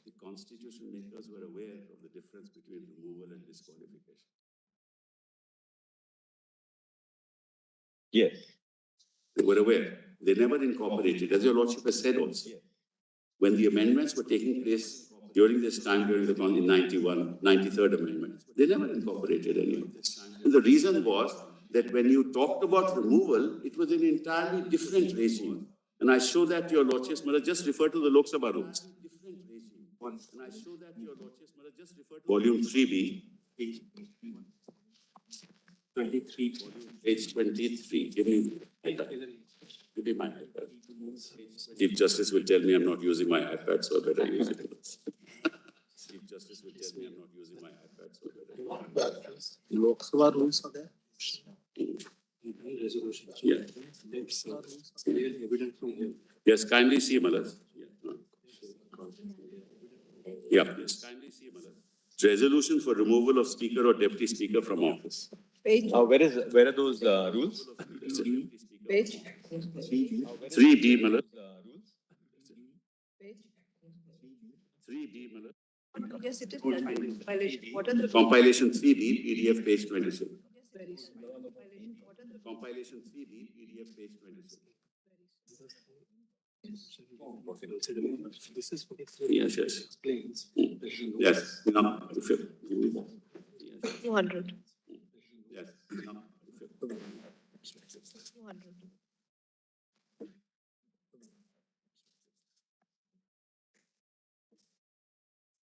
Now, let's kindly see resolution for removal of speaker or deputy speaker from office. Your Lordship has that? Resolution for 200. A member wishing to give notice. What's the PDF page? Page 26. 26. Yes. Now, let's see on the right-hand side, the bold part. That's the notice of resolution for removal of speaker or deputy speaker. That's just notice. A member wishing to give notice of a resolution under clause C of Article 94 of the Constitution for the removal of the speaker or the deputy speaker shall do so in writing to the Secretary General and shall furnish the full text of such resolution. On receipt of a notice under sub-rule 1, a motion. So that's first is notice, then a motion. My Lord, in fact, Justice Narasimha was actually rightly bifurcated that rule in that fashion. On receipt of a notice under sub-rule 1, a motion for leave to move, the resolution shall be entered in the list of business in the name of the member concerned, on a day fixed by the Speaker, provided that the day so fixed shall be any day after 14 days from the date of the receipt of notice of the resolution. There is 179 day notice. So, first the notice, then a fixed day for motion. Then, in order that such a resolution, so first of all, notice of resolution, then admissibility of resolution. That's the third stage. notice of resolution, then in order that such a resolution may be admissible, it shall satisfy the following conditions. Namely, it shall be specific with respect to charges, because removal involves a stigma. That is, Constitution uses the word removal, not a no confidence. But as your Lordship knows, in a no confidence motion, you don't have to give a reason. The House votes and you are out. But in the case of a removal, you have to give reasons. You don't say nabam rebia. In fact, this petition could never have been filed against Malaj on 27th, on 26th for an order on 27th. This is no notice in the eye of law. But that's on merits. I'm not going to go into that. Then it shall be clearly and precisely expressed. And it shall not contain arguments, inferences, ironical expressions, imputations, or defamatory statements. Then 201. Subject to the provisions of 96 of the Constitution, the Speaker or Deputy Speaker or such other person, as is referred to in Clause 2, shall preside when a motion under Sub-Rule 2 of 200 is taken up for consideration. The member in whose name the motion stands in the list of business shall, unless makes a statement conveying unwillingness to move the motion. So, this is the point I was making. Even when the motion is in the House, he may not be willing to move it. Even when the motion is in the House. So there can be no injunction for him to continue with the 10th schedule and the proceedings. Because the resolution, let me tell you, I have some experience in Parliament. Let me tell you what happens. What happens is that whenever a resolution... But according to you, there can't be any injunction at all, irrespective of the stage of the motion. Yes, yes, because that is to him. This third... Even if it is admitted, there is no bar on the No. Even during the 7 days. Yes. I tell you, Lordship, why? The 10th schedule deals with strangers. The motion deals with him. The 10th schedule deals with third parties. The motion deals with him, so he cannot preside on that particular day when it's under consideration. Well, what has got to do with third parties? Now, these issues were never discussed in Nabam.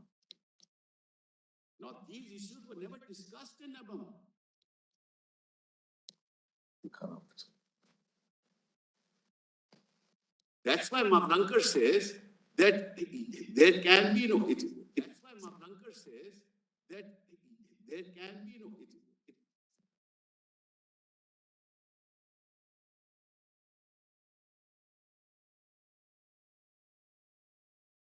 There's no specific...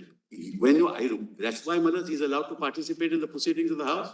He's allowed to speak, he's allowed to vote. He's allowed to speak, he's allowed to vote. Yeah.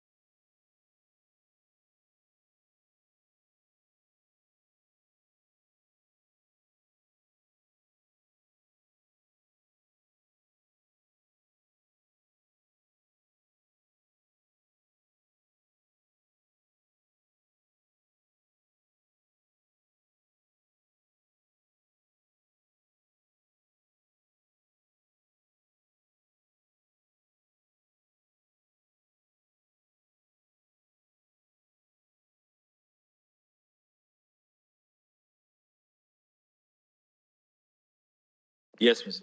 Let's kindly continue to read this for us.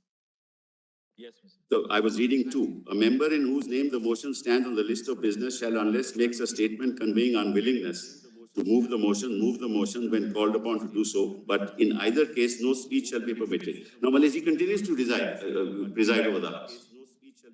The Speaker continues to preside.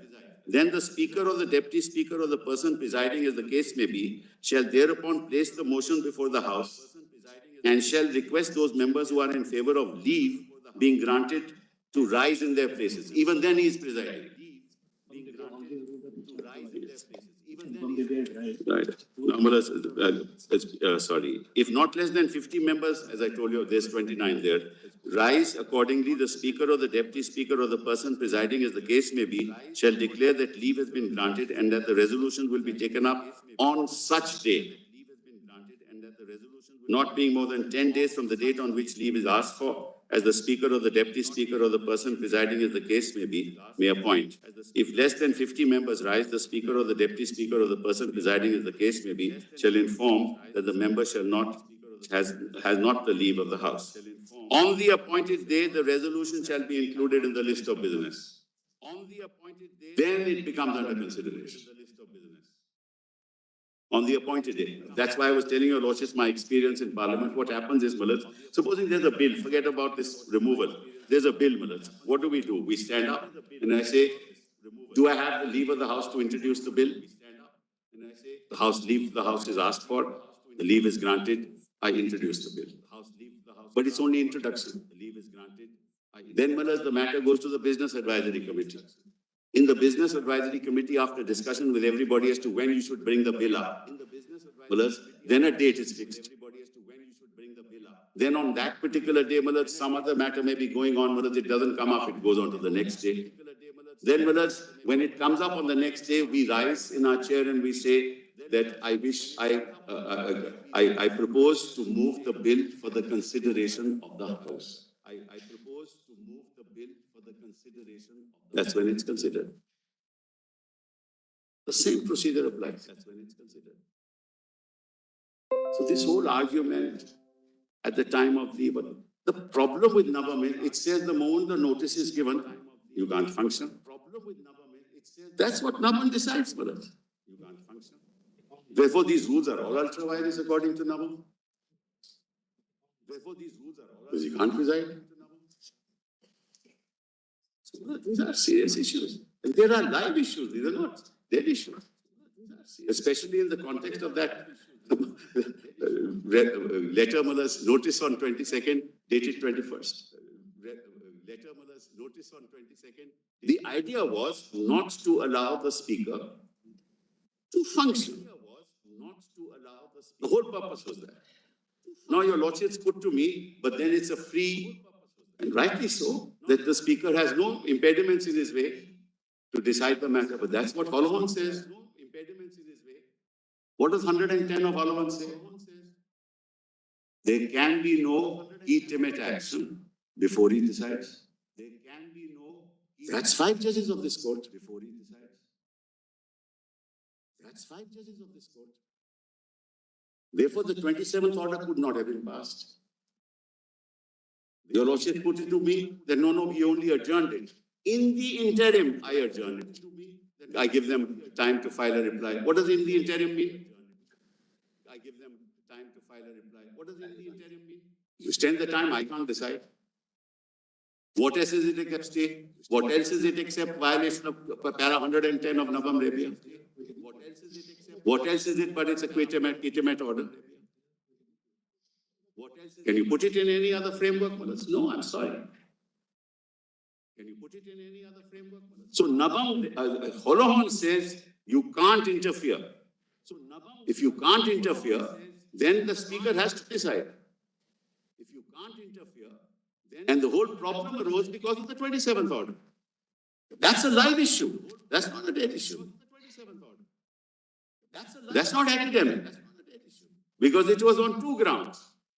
Navam Rabia, because it was on 2 and 2 days notice. So if that was bad, everything will go. Because then what it catapulted into a situation where an elected government is toppled. Because of the disqualification of the deputy speaker not being able to decide. So my respectful submission to your lordships is that 179 for removal operates in an entirely different field. Now I must also disclose to your lordships that the Maharashtra rules do not have this what the Lok Sabha rules have. So what do we, the flip side, Chief Justice, Yes. situation where It's not really a case of an anti-defection. It's a case where there's perhaps a realignment, even a starker case than this, where there is actually realignment is going on. And the chief minister is in an awful minority. Then, knowing the writing on the wall, the speaker would want to declare all the others who are on the other side as violative of He can't, unless there's a petition before him. That's another. Yeah. Petition part of it is what you are saying, this application, this notice is actually not equivalent to a petition. We are on the interpretation. We are on the question of should the speaker restrain or postpone it till some point of time. We are only on that question. In a situation like this, in order to preempt a situation, speaker takes up the matter and immediately disqualifies them. Let me answer that. Very important question. Let me answer that. Manoj, let's now bifurcate these two. One, you can't have a notice before a petition for disqualification. That's one part. You can only have a notice after the petition for disqualification. Okay, that point is taken. Well, correct? Go to the after next the notice. What's the next now, supposing there's a notice after the petition of disqualification. In that event, everything would have happened already. Suppose there is a The facts would have happened already, Manoj, because the notice will have to be based on take a situation where a notice is there. Take a situation. Assuming for a minute that this 20, instead of 21st, it's a 20th notice. Then what will happen? Not 20th, 24th. No, there is a notice on 10th schedule already given by one of the minority members. Okay. Then what will happen? I'll tell you, Lordship, what Then the speaker proceeds further to disqualify all of them. Why not? Because that's the law. That's why I said under the 10th schedule, there is no majority issue. There's only a merger issue.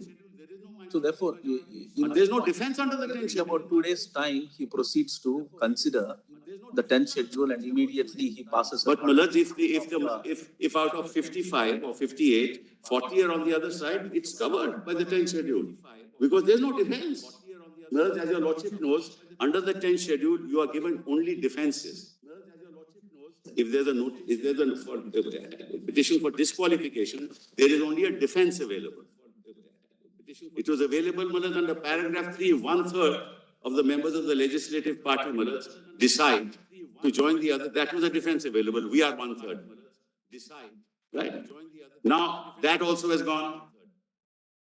So there is no defense of saying, I am in majority. Your Lordship is now taking a hard fact situation that the Chief Minister has lost confidence. Actually, he's only 50 people are, out of 50, 40 are on the other side. I'll assume that against myself. Right? Now, they are still subject to disqualification. So what? That's why, as I said, these majorities can't be decided in the legislature. What they'll have to do is go to the party, take over the party, throw him out, and come to the house. So all that time is not there. By the time they go to the party, to the election commission. Because that is why, that is precisely my argument. Therefore, Mr. Sibal, your argument, stretched to its logical conclusion would mean this, that even if a chief minister of a party completely loses the confidence of his own party in the House, yes, whether he has a confidence or not cannot be tested on the floor of the House. It cannot be. Which means that, according to you, therefore, that a chief minister and a willing ally in a speaker... The speaker will have to be with him. At least 2 people will have to be. People have to be. You can afford, because we're not dealing with a defection. No, I understand. Where you lose your own party, but then you continue because you have lost your own party. I'll tell your Lordships, then what will happen? It's very simple, Manoj, then what will happen? Then what will happen is that under the scheduled Manoj, the speaker will be removed. Without any other thing, Manoj. The speaker a motion will be passed or whatever. The speaker may be removed and another speaker may be installed. But that's another issue, Manoj. That situation has not arisen. At the moment, we are, Manoj, on what? From what date does the disqualification of the speaker commence? Important question, Anto. That's all. Now, let me now read something about the Constitution itself. Yes. For a minute. No, I think you've now made your submissions on the reference or the lack of reference. I'm sorry. The same thing, whether the reference needs. Right, now just one other, just one other thing. There's a judgment of the UP, Allahabad High Court, 1964 judgment which deals with this issue, luckily. 64. And I tell your lordship what the judgment says, then I give your lordship judgment. Yeah. Whereas there the question arose that a chairman of the Legislative Council was sought to be removed. Now, at the time when the notice was given, he was there presiding. At the time when a motion was moved, he was still presiding.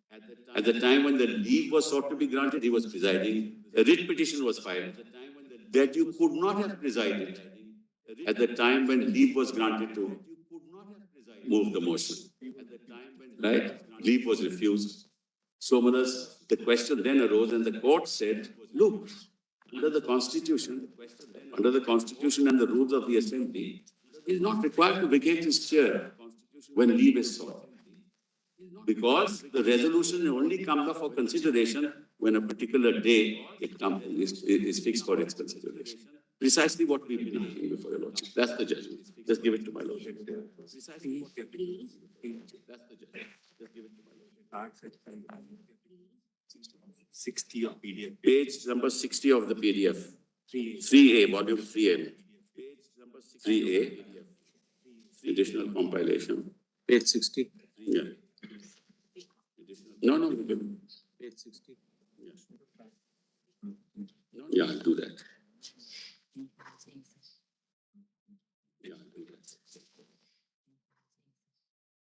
It's AJ Faridi. Faridi versus Council. I cannot violate the. Yes, if your lordship has a PDF page 60. Yes. Yes. Now just see, but just the facts.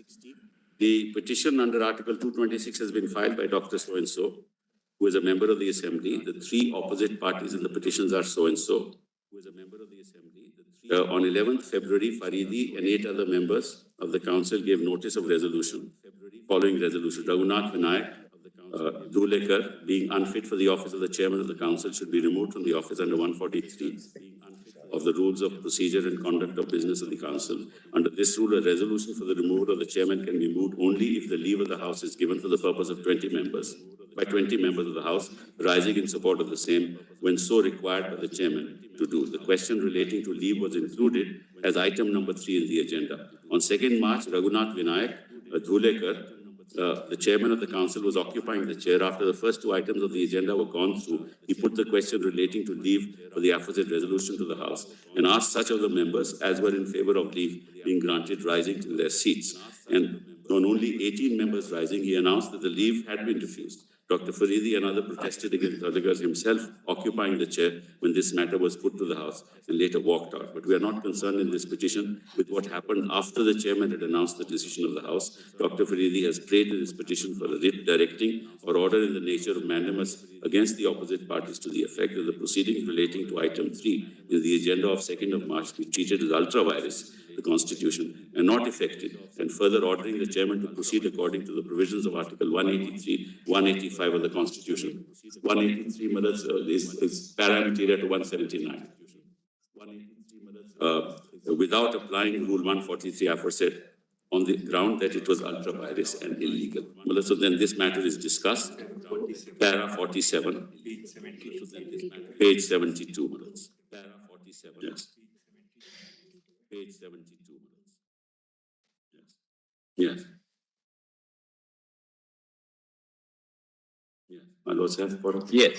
The words used in clause 1 of 185 are while any resolution for the removal of the chairman from his house, when his office is under consideration, and the plain meaning of these words, of course, is that the chairman is required to vacate the chair only when the resolution for his removal from his office is itself under consideration. As has been pointed out earlier, Rule 143 of the Rules of Procedure and Conduct of Business requires that before such a resolution may come up for consideration before the House, leave of the House must be obtained, and it is to be granted by at least 20 members rising in their places in its favor. The rule is within the rule-making authority of the Legislative Assembly under 208 of the Constitution. The Council having itself provided under this rule that leave of the House must be obtained as a condition precedent to the resolution being moved or for consideration, it cannot be said that the resolution itself was before the House when only leave for moving the resolution was being asked for. Next is, some arguments were advanced as to the meaning of the word consideration used in clause 1 of 125 according to Webster's certain such act of considering, careful thought, attention, etc. in the dictionary, rather than just leave a few lines. It is, however, not the meaning of the word consideration which is important.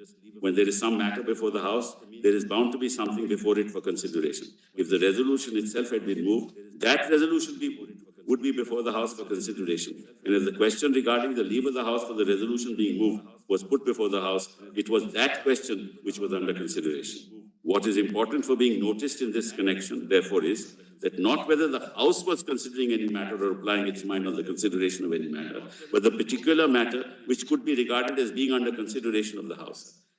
As has just been pointed out by us earlier, what was under consideration of the House was not the resolution itself, but the question as to whether the resolution was to be allowed to be moved. So long as the resolution had not the necessary leave, it could not be before the House.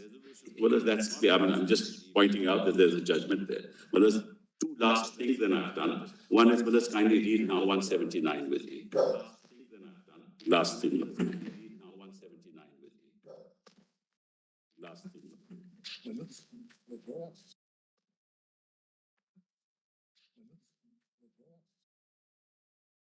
One actually. Some words, Mullahs, have been glossed over, which I'd like you to invite my Lord's attention to. 181.1. It says, it starts with the expression, at any sitting of the Legislative Assembly. It's very important, those words. While any resolution for removal of the Speaker from his office is under consideration. So, Mullahs, it has to be a sitting in the Legislative Assembly, not outside, while the resolution is under consideration. So it gives you the time, the point in time. Yes. Yes. Not at the time when leave is granted, not any time earlier. While it is under consideration, the Speaker, or while any resolution for the removal of Deputy Speaker for his office is under consideration, the Deputy Speaker shall not, though he is present, preside, and the provisions of clause 2 of Article 180 shall apply in relation to every such sitting. That's the only embargo. That's the only embargo. So, Mullahs, the Constitution gives you the point in time, Mullahs, that he cannot preside. Now, this relates to him. There is no conflict of interest between him and third members under the 10th schedule. There is no conflict of interest under the 10th schedule. So you can't apply the principle of conflict of interest to a proceeding under the 10th schedule where he's dealing with third parties. So the whole premise of the argument is untenable. There are 2 points here. Yes. That is, while is one aspect, and other is that this talks only about himself. And That's all my contention is.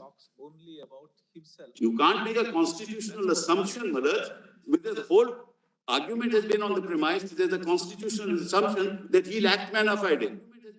When Kyoto Holohon, just that paragraph of Kyoto, Mullahs, I'll give to your lordships, says you can't attribute to the Speaker any such mana fide. That's why the provision of the 10th schedule was upheld. And that's give your lordship just the page. I marked it on the. Just that paragraph I'll give to your lord. You so easily vacillate from reposing such great confidence on the Speaker on the one hand. Within a split second, you would again, I'm saying, I agree. in a split second, we know how the speakers have worked. That's true. But that's precise. That is why these two things which go from. That is why the minority, according to me, was right. Because only you had to only strike down that part which gives Speaker the authority. The rest of the 10th schedule would be maintained. The problem is with the Speaker. The rest of the 10th schedule would be maintained. Yes. Now, the paragraph is. Now, the paragraph is.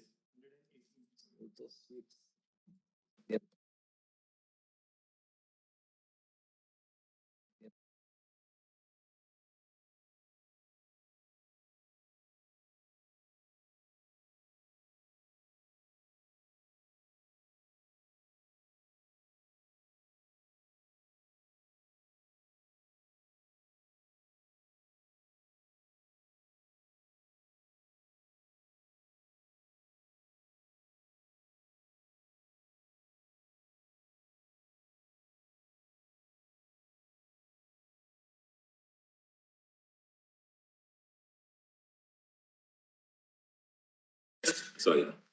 I've done this, Para? Para 115. Sorry. Judgment compilation.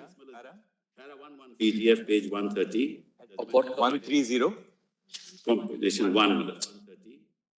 130. 1. Compilation 1 minute. 1. Yeah. Sorry, I could not hear. Which Judgment compilation 1, page 135. PDF. that auto judge, right? A noble judge, a noble chief justice making a noble assumption about That's- yes. A noble judge, a noble chief justice making a noble assumption. That's not how things have panned out. Those are different times. Those were But Manoj, the point is you, as a constitutional court, cannot on the assumption proceed that he will act mala fide. That's the point. That's why your lordship keep on asking me, what if he does this and what if he does that? That constitutional assumption you can't make. Otherwise, he should not be the authority which adjudicates. But can we overlook the situations that have been thrown up after 92? No, I'm not saying overlook it, Manoj. I'm the last one to say overlook it, Manoj. In fact, I'm the one to say he should not have that authority. But I'm saying as the law stands, So just note them, I will not read it. 115, 118 and 119. And 119, it says, accordingly, the contention that vesting of adjudicated functions in the speaker would by itself vitiate the provision on the ground of likelihood of political bias is unsound and is rejected.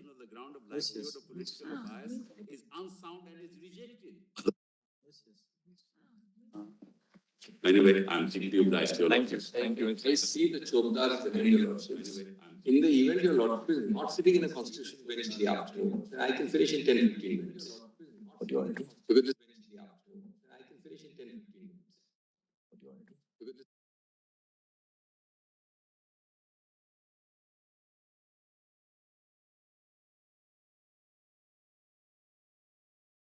Then you can conclude. I thought so, because Yes. Yeah. Nice. Your Lordship will pardon me. Yes, sir. Yes. Deeply obliged. And I'm grateful to your lordships for the time you've given. Thank you, Mr. Siddharth. And I'm grateful to your lordships for the time you've given. Thank you, Mr. Siddharth. just in point form, a few points.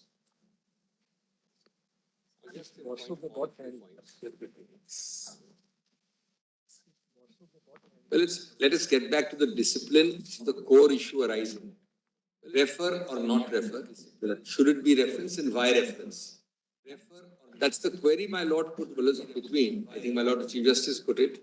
In fact, Justice Shah and Justice Narasimha also put it. Was Nabam Rebia the basis of their case? Was it the basis of the order? Was it the basis of the entire litigation? Now, Mr. Gethrani tried to address the issue directly today morning. And perhaps he's not been rightly advised. His clients have made repeated averments directly to the contrary. Every argument of my learned friend is belied by in writing pleading. My learned friend has showed one letter, your lordships. Just note in sequence, the lord should be astonished how much entirely the reliance is on Nabam Rebia, which is why your lordship will refer it, unless your lordship wholesale agrees with Nabam Rebia, obviously. If your lordship doesn't agree with Nabam Rebia, it has to be referred. Now, kindly note that. Just note the pages first to save time, then I'll show the pages. My learned friend, with great respect, has made an oral argument without being advised about his own client's pleadings, or at least his related client's pleadings. PDF 160, I'll give all the PDF first together, so Lordship will be able to follow it more easily. PDF 160, this is all in compilation CC1. That is not case law compilation, but the main CC1. CC1. Pleadings. Convenience compilation. Yes, CC, convenience compilation. The PDF pages Siriatimar 160, 167, 174,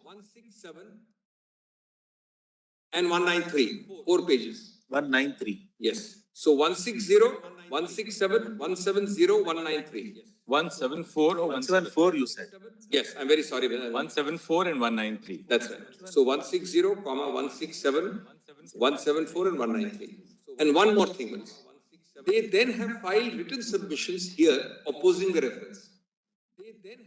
In your lordship's court. In that written submission, page 3, para 3. There are 5 things. There are 5 things. Now, let's. Where is CC1?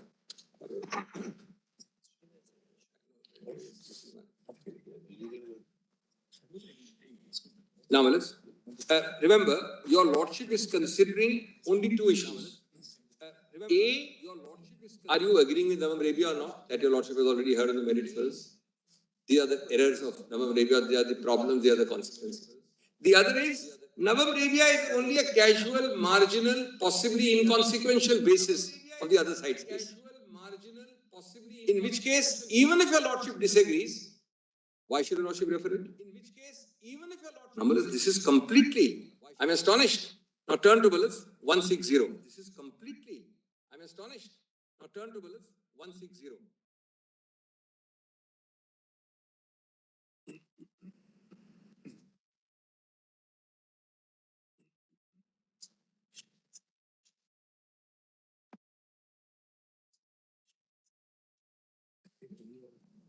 My lord has got 160. There's a PDF page.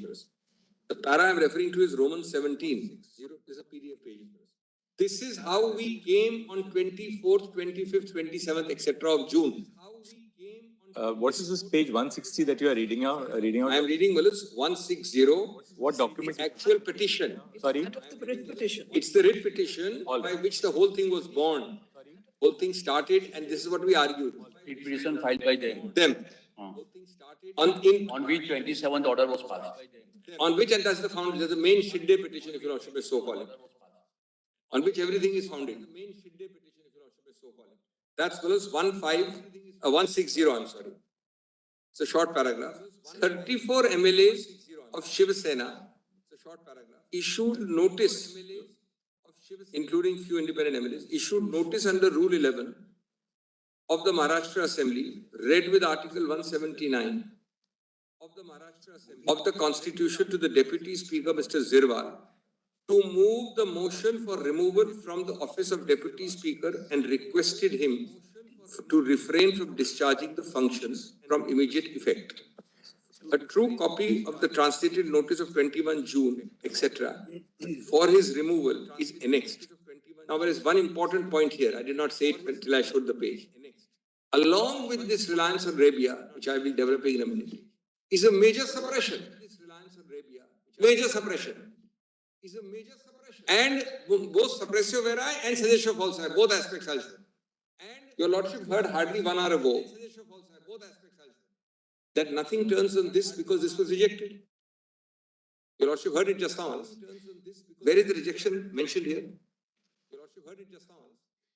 Where is the rejection mentioned? You have come to a court in a vacation, seeking urgent interim relief involving the possible toppling of a government. Today, because it suits you, you argue that it was rejected. Now the whole para is here. Lordship will look behind and forward. There is no mention of rejection. It's completely suppressed. Now go on. Kindly proceed further. Now come to 174. So, Malas, there is a remarkable intersection of suppressio veri, seditio falsi, and Malas reliance on Rebia. It will just, when I complete, you will see the total picture. And Malas, it's true in constitutional adjudication, Malas, we can have very large, nice issues, but ultimately, Malas, there should be some discipline of law. How you came to the court, what you relied on, today, your lordship is considering reference, not the merits. 174, not the merits. Oh, sorry, 167. My apologies. I gave the wrong page. That specifically refers to Navam Rebia. Yes. Now comes the ground, the first ground. Specifically refers to Navam Rebia. Yes.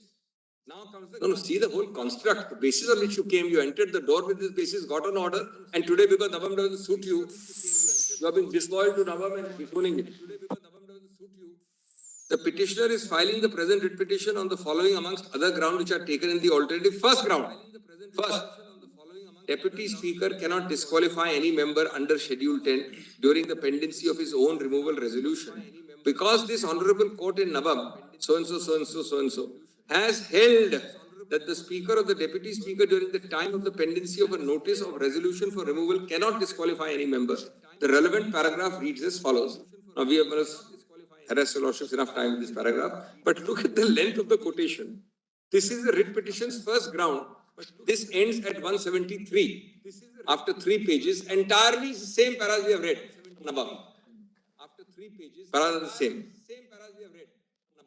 But no disclosure of rejection.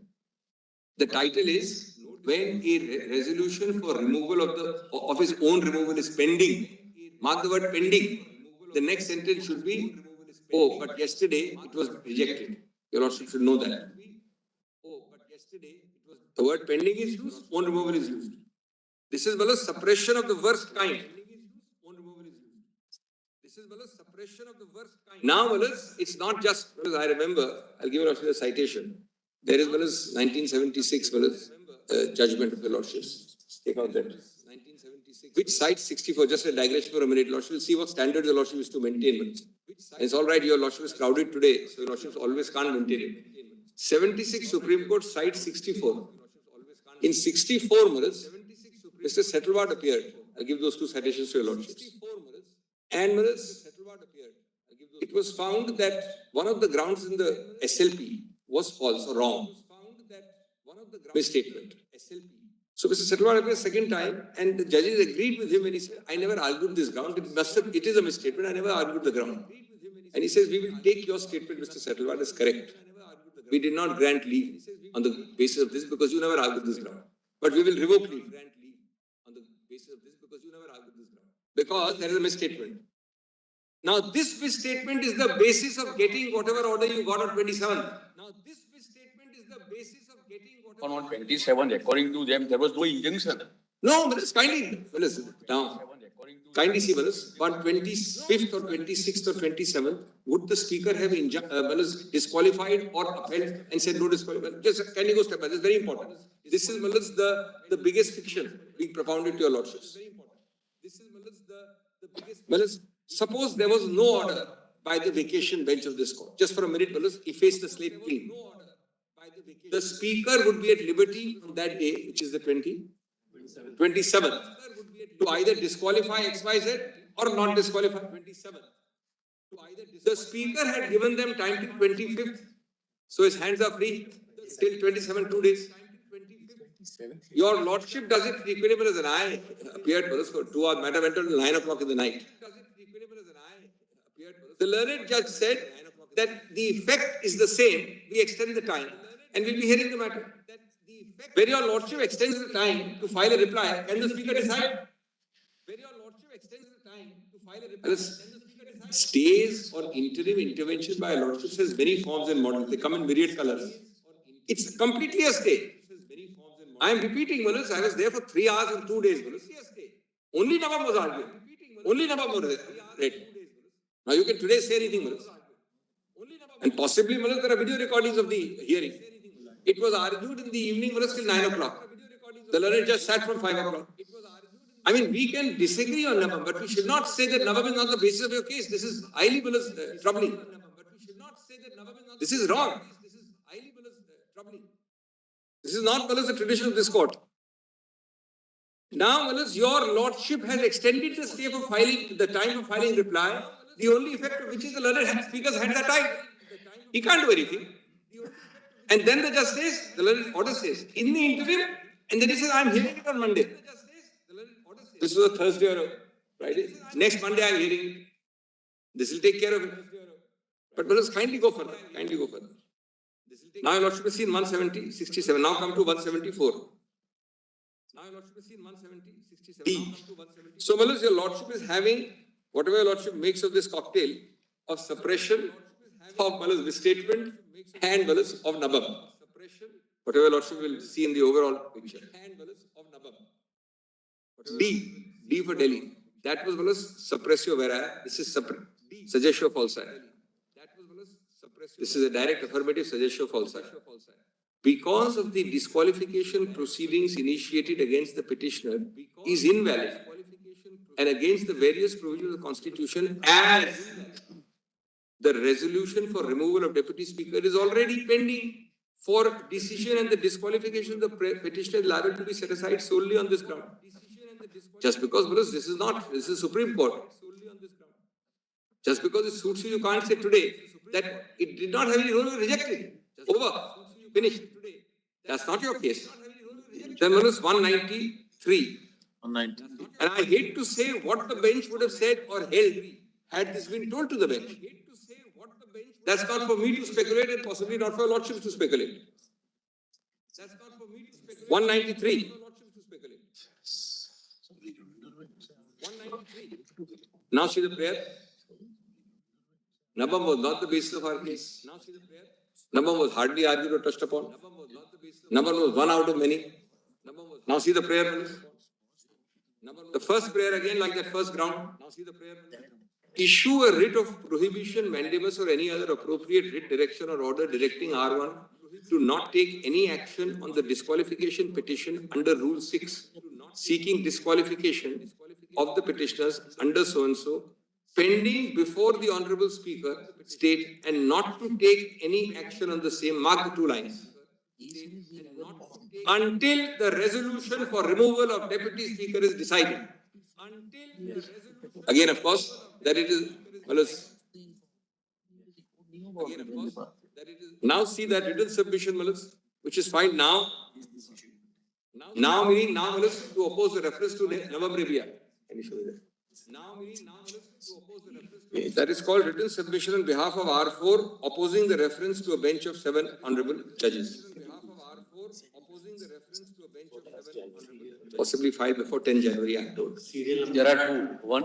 Yeah, it's there. Serial number? D. After both the parties. What is serial number? There are two, Mr. Dr. Singh. There are serial number is called D answer. One supplementary and another is only the first one. In the first one. Okay. It's Then called D. D. That's right. In the first one. It's then D. D1. Para 3. Para 3. After hearing, may I read one? Which one? 3, para 3 in this written submission, which is under D. Page 3, para 3. After hearing both the parties at length on various arguments, including but not limited to the judgment of this Honorable Court. Of course, other things must have been said, but the point you thought fit to mention was only Nabam Rebia here. That's your prime point. That's your showpiece. Including but not limited to the judgment of this Honorable Court in Nabam, the division bench of this court as an interim measure extended the time to file the reply to the summons notice of disqualification solely in compliance with the basic principles. This is the stay also. This is the stay. You moment, your lordship knows, direct or indirect by any means, your lordship disables the speaker from passing an order X or Y on disqualification. That is a temporary stay. And nobody will question the Supreme Court. Nobody will go ahead after lordship says, I extend the stay. The court says, no, there was no formal stay. Therefore, I will go and decide the disqualification. Without time. That cannot happen. The lordship knows that. So that is my first point. On reference, it is of direct relevance. The Honorable Chief Justice put that question squarely, that please do only tell us about reference. Absent an agreement with all forms, all facets of Nabam, your Lordship would and must with great respect refer it. Distinguishing it, your Lordship has heard enough arguments, is not the correct course of action, is not going to really, it might generate more future litigation than solve any problem. Your Lordship would either, in a binary sense, agree or refer. Your Lordship would either, in a binary sense, agree, and agreement, according to our side, is not possible for the variety of reasons given respectfully to your Lordships. Now, the second aspect is, your Lordship has been taken a lot into this 7-day, 14-day notice of intention, actual removal. That's a valid point. But it should not be thought that the reference, as and when it is decided, if made by your Lordships, is on a singular point of working out these days or the stage. The reference would raise significant issues, and one of the... Have you formulated the issues with Dr. Singhvi?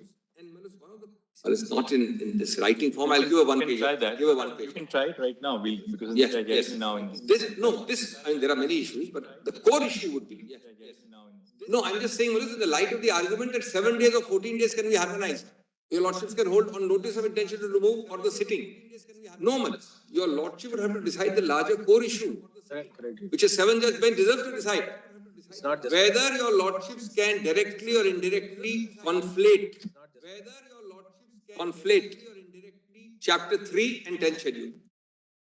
Or to be more precise, 179 to 182, etc. And the 10th schedule. What is the chapter? Chapter 3.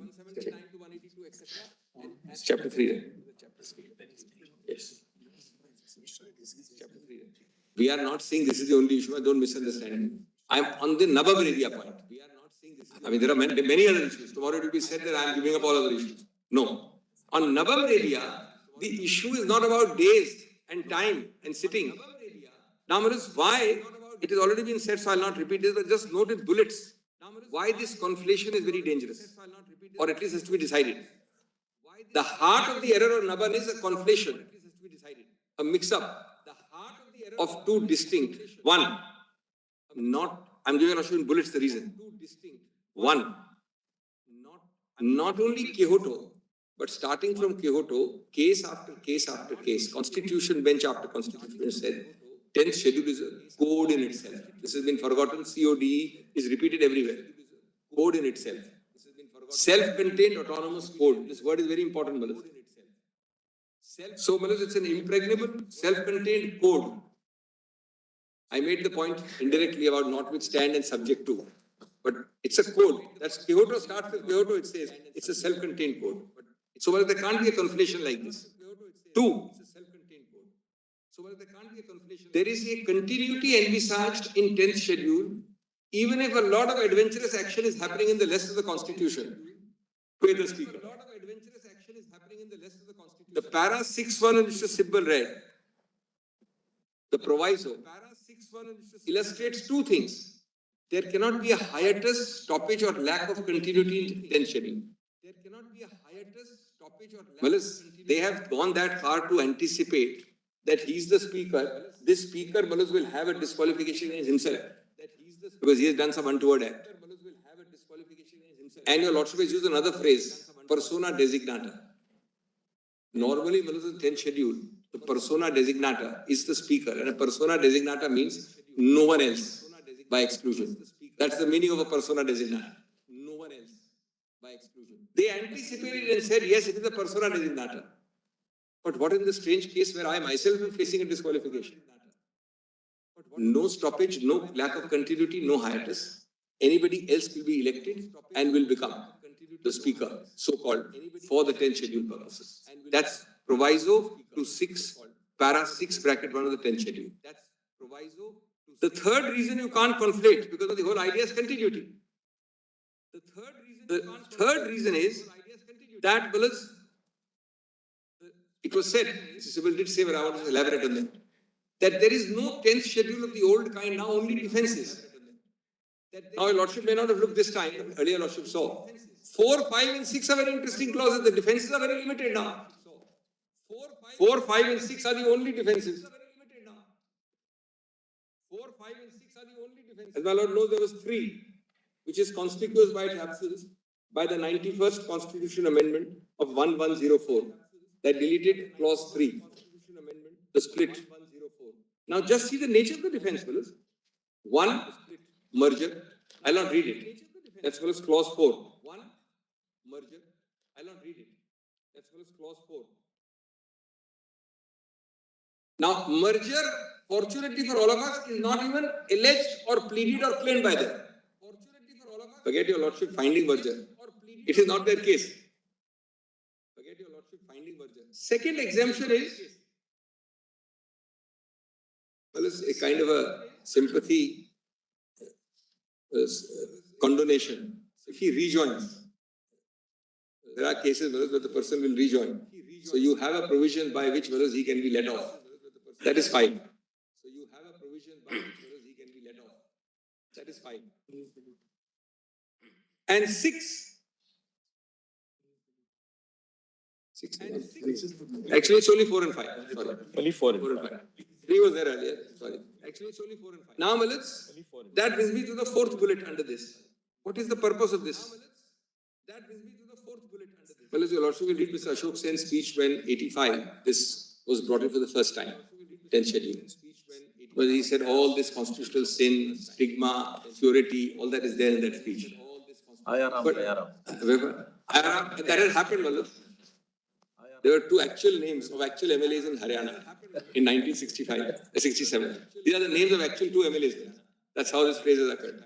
Now, he cites all that. Then your lordship has these amendments to delete. The object is that defection is a per se doctrine. Defection becomes a per se doctrine because you give highest weight to maintain purity. Well, as your lordship is with respect thinking of a very, very unique, extreme case. It will be academic, it won't happen in politics. Of everybody leaving, except the chief minister and the speaker. Theoretically, it can happen. But well before that, everybody will leave, including the speaker, or he'll be removed, as the civil said. So it doesn't really arise. It will not, it should not come into your lordship's analysis of how to deal with this Nabab issue. The object is that as long as even the majority, or large number, or small number, minority, split, anything goes, we bring it well straight, because we have found from 85 till these amendments came that the split and so many other defenses were being used. So, therefore, it's a per se doctrine. In a per se doctrine is the fifth bullet. The speaker has to get only two things, Malas. Kindly note that. What does he have to get? Why? He has to get, Malas, any evidence of voluntarily giving up or voting or abstaining. They're the only two categories. Now, Malas, second is easy. There's a whip to be shown. You absented yourself or did not vote. The first one is, Malas, your lordship is interpreted in 10 judgments by conduct, by going to the governor, by being photographed on a podium giving speeches with the opposition. All the judgments are there. So the speaker must act if the 10th schedule is a constitutional sin prevention. Your lordship cannot allow the other side to ask him, you can act, but you may be biased. May be biased. So that's my second point. My third point is, Malas, this alacrity point. And Malas, I'm not on the general point which your lordship asked, but on the particular point which both the Chief Justice and Justice Narasimha asked, on the notice period. The lordship said they may have some relevance to what is the notice period in the which the speaker gives.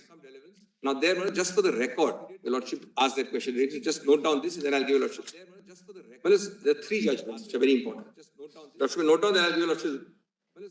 One is Ravi Nayak. It's a division bench from Goa. It's a division bench. 1994 supplementary to SCC 641. 1994 supplementary to PDF 191 of the CC1 case law compilation. Supplementary to SCC page? 94 supplementary to SCC 641. It starts as your lordship's compilation of cases as PDF 191. And the relevant part is para 24 at PDF 204. Don't go to it, just give me a minute. Don't go to it now. PDF 204. Don't go to it, just give me a minute. Don't go to it now. The second judgment is Yedurappa, which is not in any compilation that I know of. Just note the citation, need not go to it. 2011, 7 SCC, page 1. 2011, 7 SCC, page 1. Both of these, Ravi Nayak and Yedurappa, division benches. Both are division benches. The judgment I'll take your lordships to, which covers these two, is Srimant Patil, which is 2020, which is volume 2 SCC 595, volume 2 SCC PDF starting page 1249, PDF starting page 1249, and relevant paras are 109 to 112. And the ratio is in 112, and the PDF page is 1292. The ratio is in 112, and the PDF page. Now note, Wallace, two things before I read that last judgment only. Goa, which is Ravi Nayak, has a rule of 7 days. Goa has 7 days. Both the Karnataka judgments, Yedurappa and Srimant Patil, also have 7 days. Both the Karnataka judgments. So Karnataka rule is the same as Goa.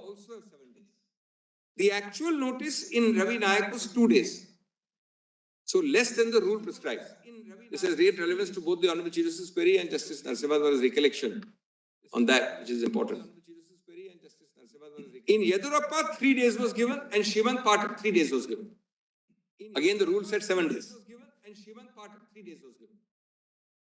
The nub of the matter is that in Srimant Patil, the three-judge bench said that what is important is not just the text of the 7-day rule in the legislative rules. The legislative rule will not be mandatory and will not be dispositive. What matters is that because of the urgency and the constitutional sin involved, did he get an effective chance or not? If he gets an effective chance in 3 days or 2 days, it is enough. If he gets an effective chance in 3 days or 2 days, it is enough. It's reasonable opportunity. This also sets the record straight because it is not as if Yedurappa is ruling. It has been distinguished and in fact, in that sense, not followed by a three-judge bench. Kindly see this in the judgments compilation. Just the last one will suffice this. In the judgments compilation, at page 129. No. Only about whether under disqualification. Inadequate notice. Compilation 1. Case law compilation 1, 1292. Compilation 1. Case law compilation 1. 1292. Its disqualification maintained superior This is all based on alacrity. Sriman, 2 days, 3 days, urgency. Of course, even 10 days may not be effective. I'm traveling in Iceland and I get 8 days notice. I may not be able to. And I'm right there, I know everything is happening, then 2 days is enough also. So 109 it starts. Relevant is only 112, but let me just read 109. Yeah, read. Yes. At page 1292. Yes. At page 1. My lords have got it? Yes. The petitioners contend that the principles of natural justice were breached when the speaker provided for a 3-day notice in derogation of 7.3b of the Karnataka so-and-so rules, wherein a 7-day period is prescribed. On the contrary, the respondents have emphatically stressed on the fact that there was adequate opportunity given to the disqualified members to make out their case before the speaker.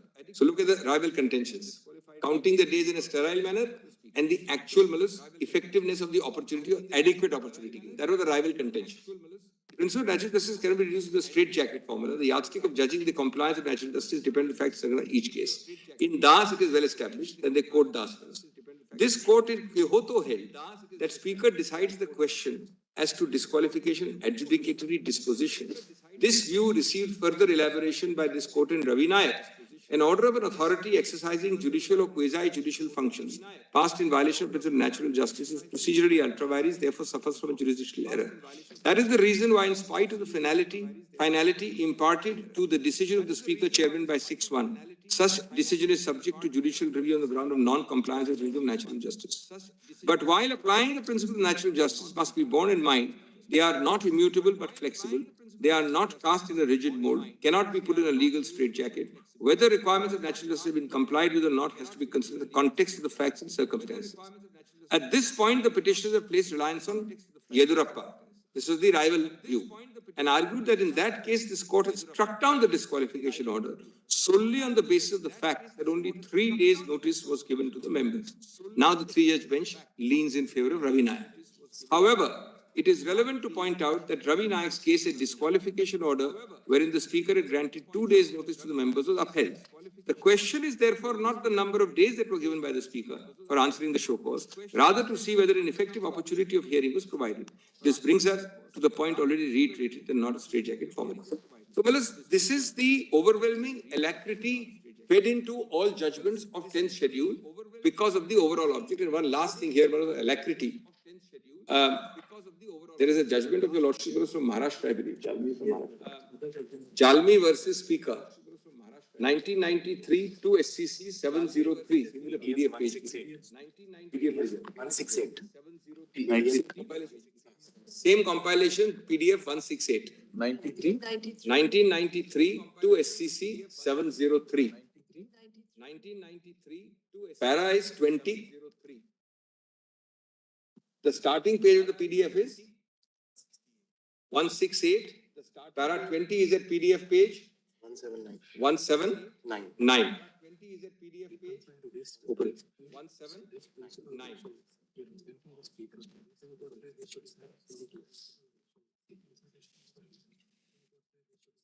There is no indication in Vrindavan Nayak 65 that the delay in raising the question of disqualification provides justification for refusing to decide the same. And the emphasis really is on a prompt decision by the competent authority on the question being raised, since it is not in the interest of the constituency which such a member represents to delay the decision. It's the other way around. One of my friends argued that constituency will become vacant. On the other way around, the cloud should be decided this way or that way.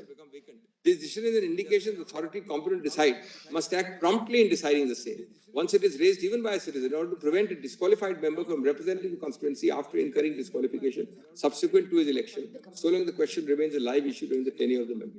This is dealt with. This is on general promptness. I am not on the case today. It's on general promptness. Now, Malis, two more things and I am done. One is, Malis, I believe Mr. Marinder Singh read Shivraj Chauhan or Mr. Jethalani. That I'm not getting into, Malis. There are two delightful paras there which are directly in my favor. Shivraj Chauhan, which I had the privilege of arguing before a bench of which my Lord the Chief Justice was a member, was a reverse case on facts. But your Lordship accepts today's principle in the very para my learned friend has read. Can you turn to that for a minute? PDF 1390, para 80. The principle your Lordship accepts, but the converse set of facts, it applies in the reverse. But the converse set of facts, judges have given up their lunch, you can wait until long.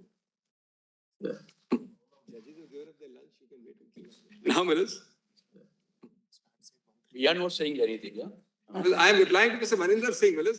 If your Lordship is gracious enough to give up your lunch, we can all wait for 5-7 minutes more, Manas. If your Lordship is gracious enough to give up your lunch, don't keep on doing it. Well, it's para 80 is what my learned friend read.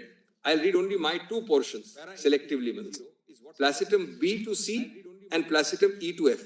Can you note that in the same para? Para 80. Yes. And kindly underline those lines. But when you focus on the line, it becomes clear, Manas, what is the... This is on the non-conflation, the core point that you must keep them apart. Board versus a separate part of the Constitution. I am reading from B, placitum. The holding of a trust vote operates in a distinct field from the issue as to whether one or more individual members of the Assembly have embarked upon a voluntary act of resignation or have incurred the wrath of the 10th schedule. Holding a trust vote is necessary to ascertain whether the Council of Ministers, headed by the Chief Minister, has the confidence of the House.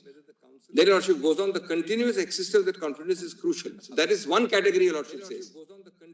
Now see below, E. E, placitum, 2 lines below E. Neither the governor nor for that matter the court can entrench upon the power of the speaker. But the pendency of the proceedings before the speaker cannot be a valid basis to not have the confidence of the House in the government determined by convening of a floor test. I'm not saying Your Lordship is dealing with this context, but Your Lordship schematically and conceptually separates the two categories. One is the floor of the House, the other is the 10th schedule. And Malas, just to end Malas in a minute, that word sitting goes along with the word while. While was mentioned by him, sitting I had mentioned in my opening. 181 uses the crucial word sitting. Now, whereas in Parliament or in assemblies, sitting is on that day, that moment. It's not session.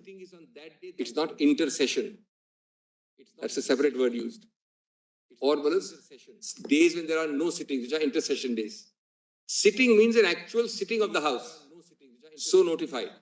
Sitting means an actual when the attendance registers are open. So notified. For the members to get their daily allowance of 1,500 rupees.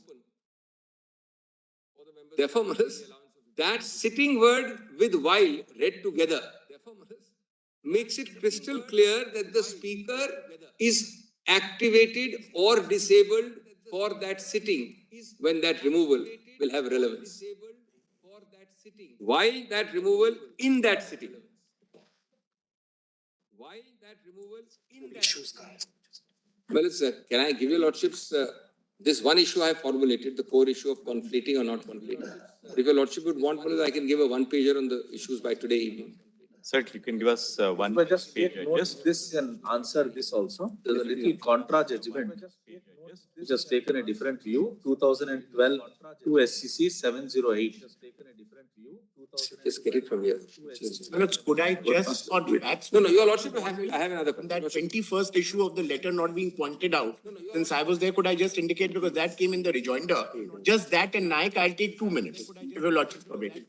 Manoj, as far as Naik, which is now being cited in rejoinder, 708. my learned friend is wrong, because Naik was a case where the MLAs went and met the governor. Okay. There were 4 videos taken. And after that, the court said that there are videos of you meeting the governor and withdrawing support. Where is the question of more than 2 days notice?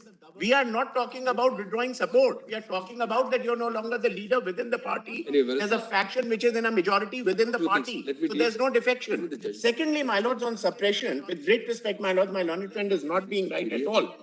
21st, firstly, no one said it in the opening, but then he pointed out as an officer of the court.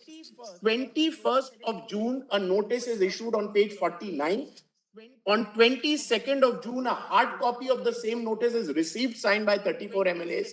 My learned friend refers to an email of 24th of June, which is replied to by saying that this is from a unverified account and we are rejecting. And that very email reply of the speaker says, I've met Mr. Chaudhary, I've met Mr. Prabhu, and I'm satisfied with what they are doing. And my learned friend comes and says that we've suppressed. Dr. Dhawan, on behalf of the deputy speaker, was present in court.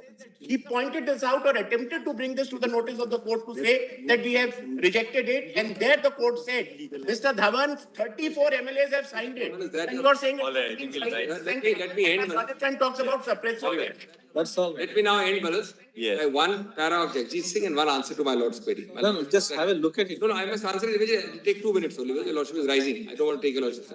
Jagjit Singh case is very important. Just note it, Manoj, in your lordship, same compilation. At PDF, 1 second. At 866, actually 865 bottom and onto 866. Jagjit Singh. The same compilation is Jagjit Singh. It's a constitution bench. No, sorry, 3 judges. Constitution bench. It's one minute. Jagjit Singh? He's a constitution. Rajendra Singh Rana. No, my apologies. It's called Rajendra Singh Rana. That's a constitution bench. Rajendra Singh Rana, not Jagjit Singh. Rajendra Singh Rana. This para, just read, Manoj. We'll turn to this 866. On the alacrity point which I was on. Just 2 minutes, I just finished. No, we get the point. I mean, that's have a look, because for completion I have given you. Yes. Not for you. What is the page of Rajendra Singh Rana? What is the page? Page 866, continuation of para 45. Yesterday it was cited. Yeah, it was cited, yes. Correct. Now this part was not read perhaps. Just see 7 lines above para 46. Para 45. In para 45, 7 lines above para 46. At page 866. Yes. Considering that if the 13 members are found to be disqualified, their continuance in the assembly, even for a day, would be illegal and unconstitutional, and their office as ministers would also be illegal, at least after the expiry of 6 months from the date of their taking charge. We think as a court is bound to protect the constitution and its values and the principle of democracy, basic feature, this court has to take a decision one way or the other on the question of disqualification of the 13. Thank you. And the judgment my lord just handed. That's Yedurappa. And Yedurappa is my learned friend. Even assuming. That your lordship argued that. Even assuming it says. Yeah. Okay. And your lordship contention with para 53? Not my contention. No, I'm saying Not my contention.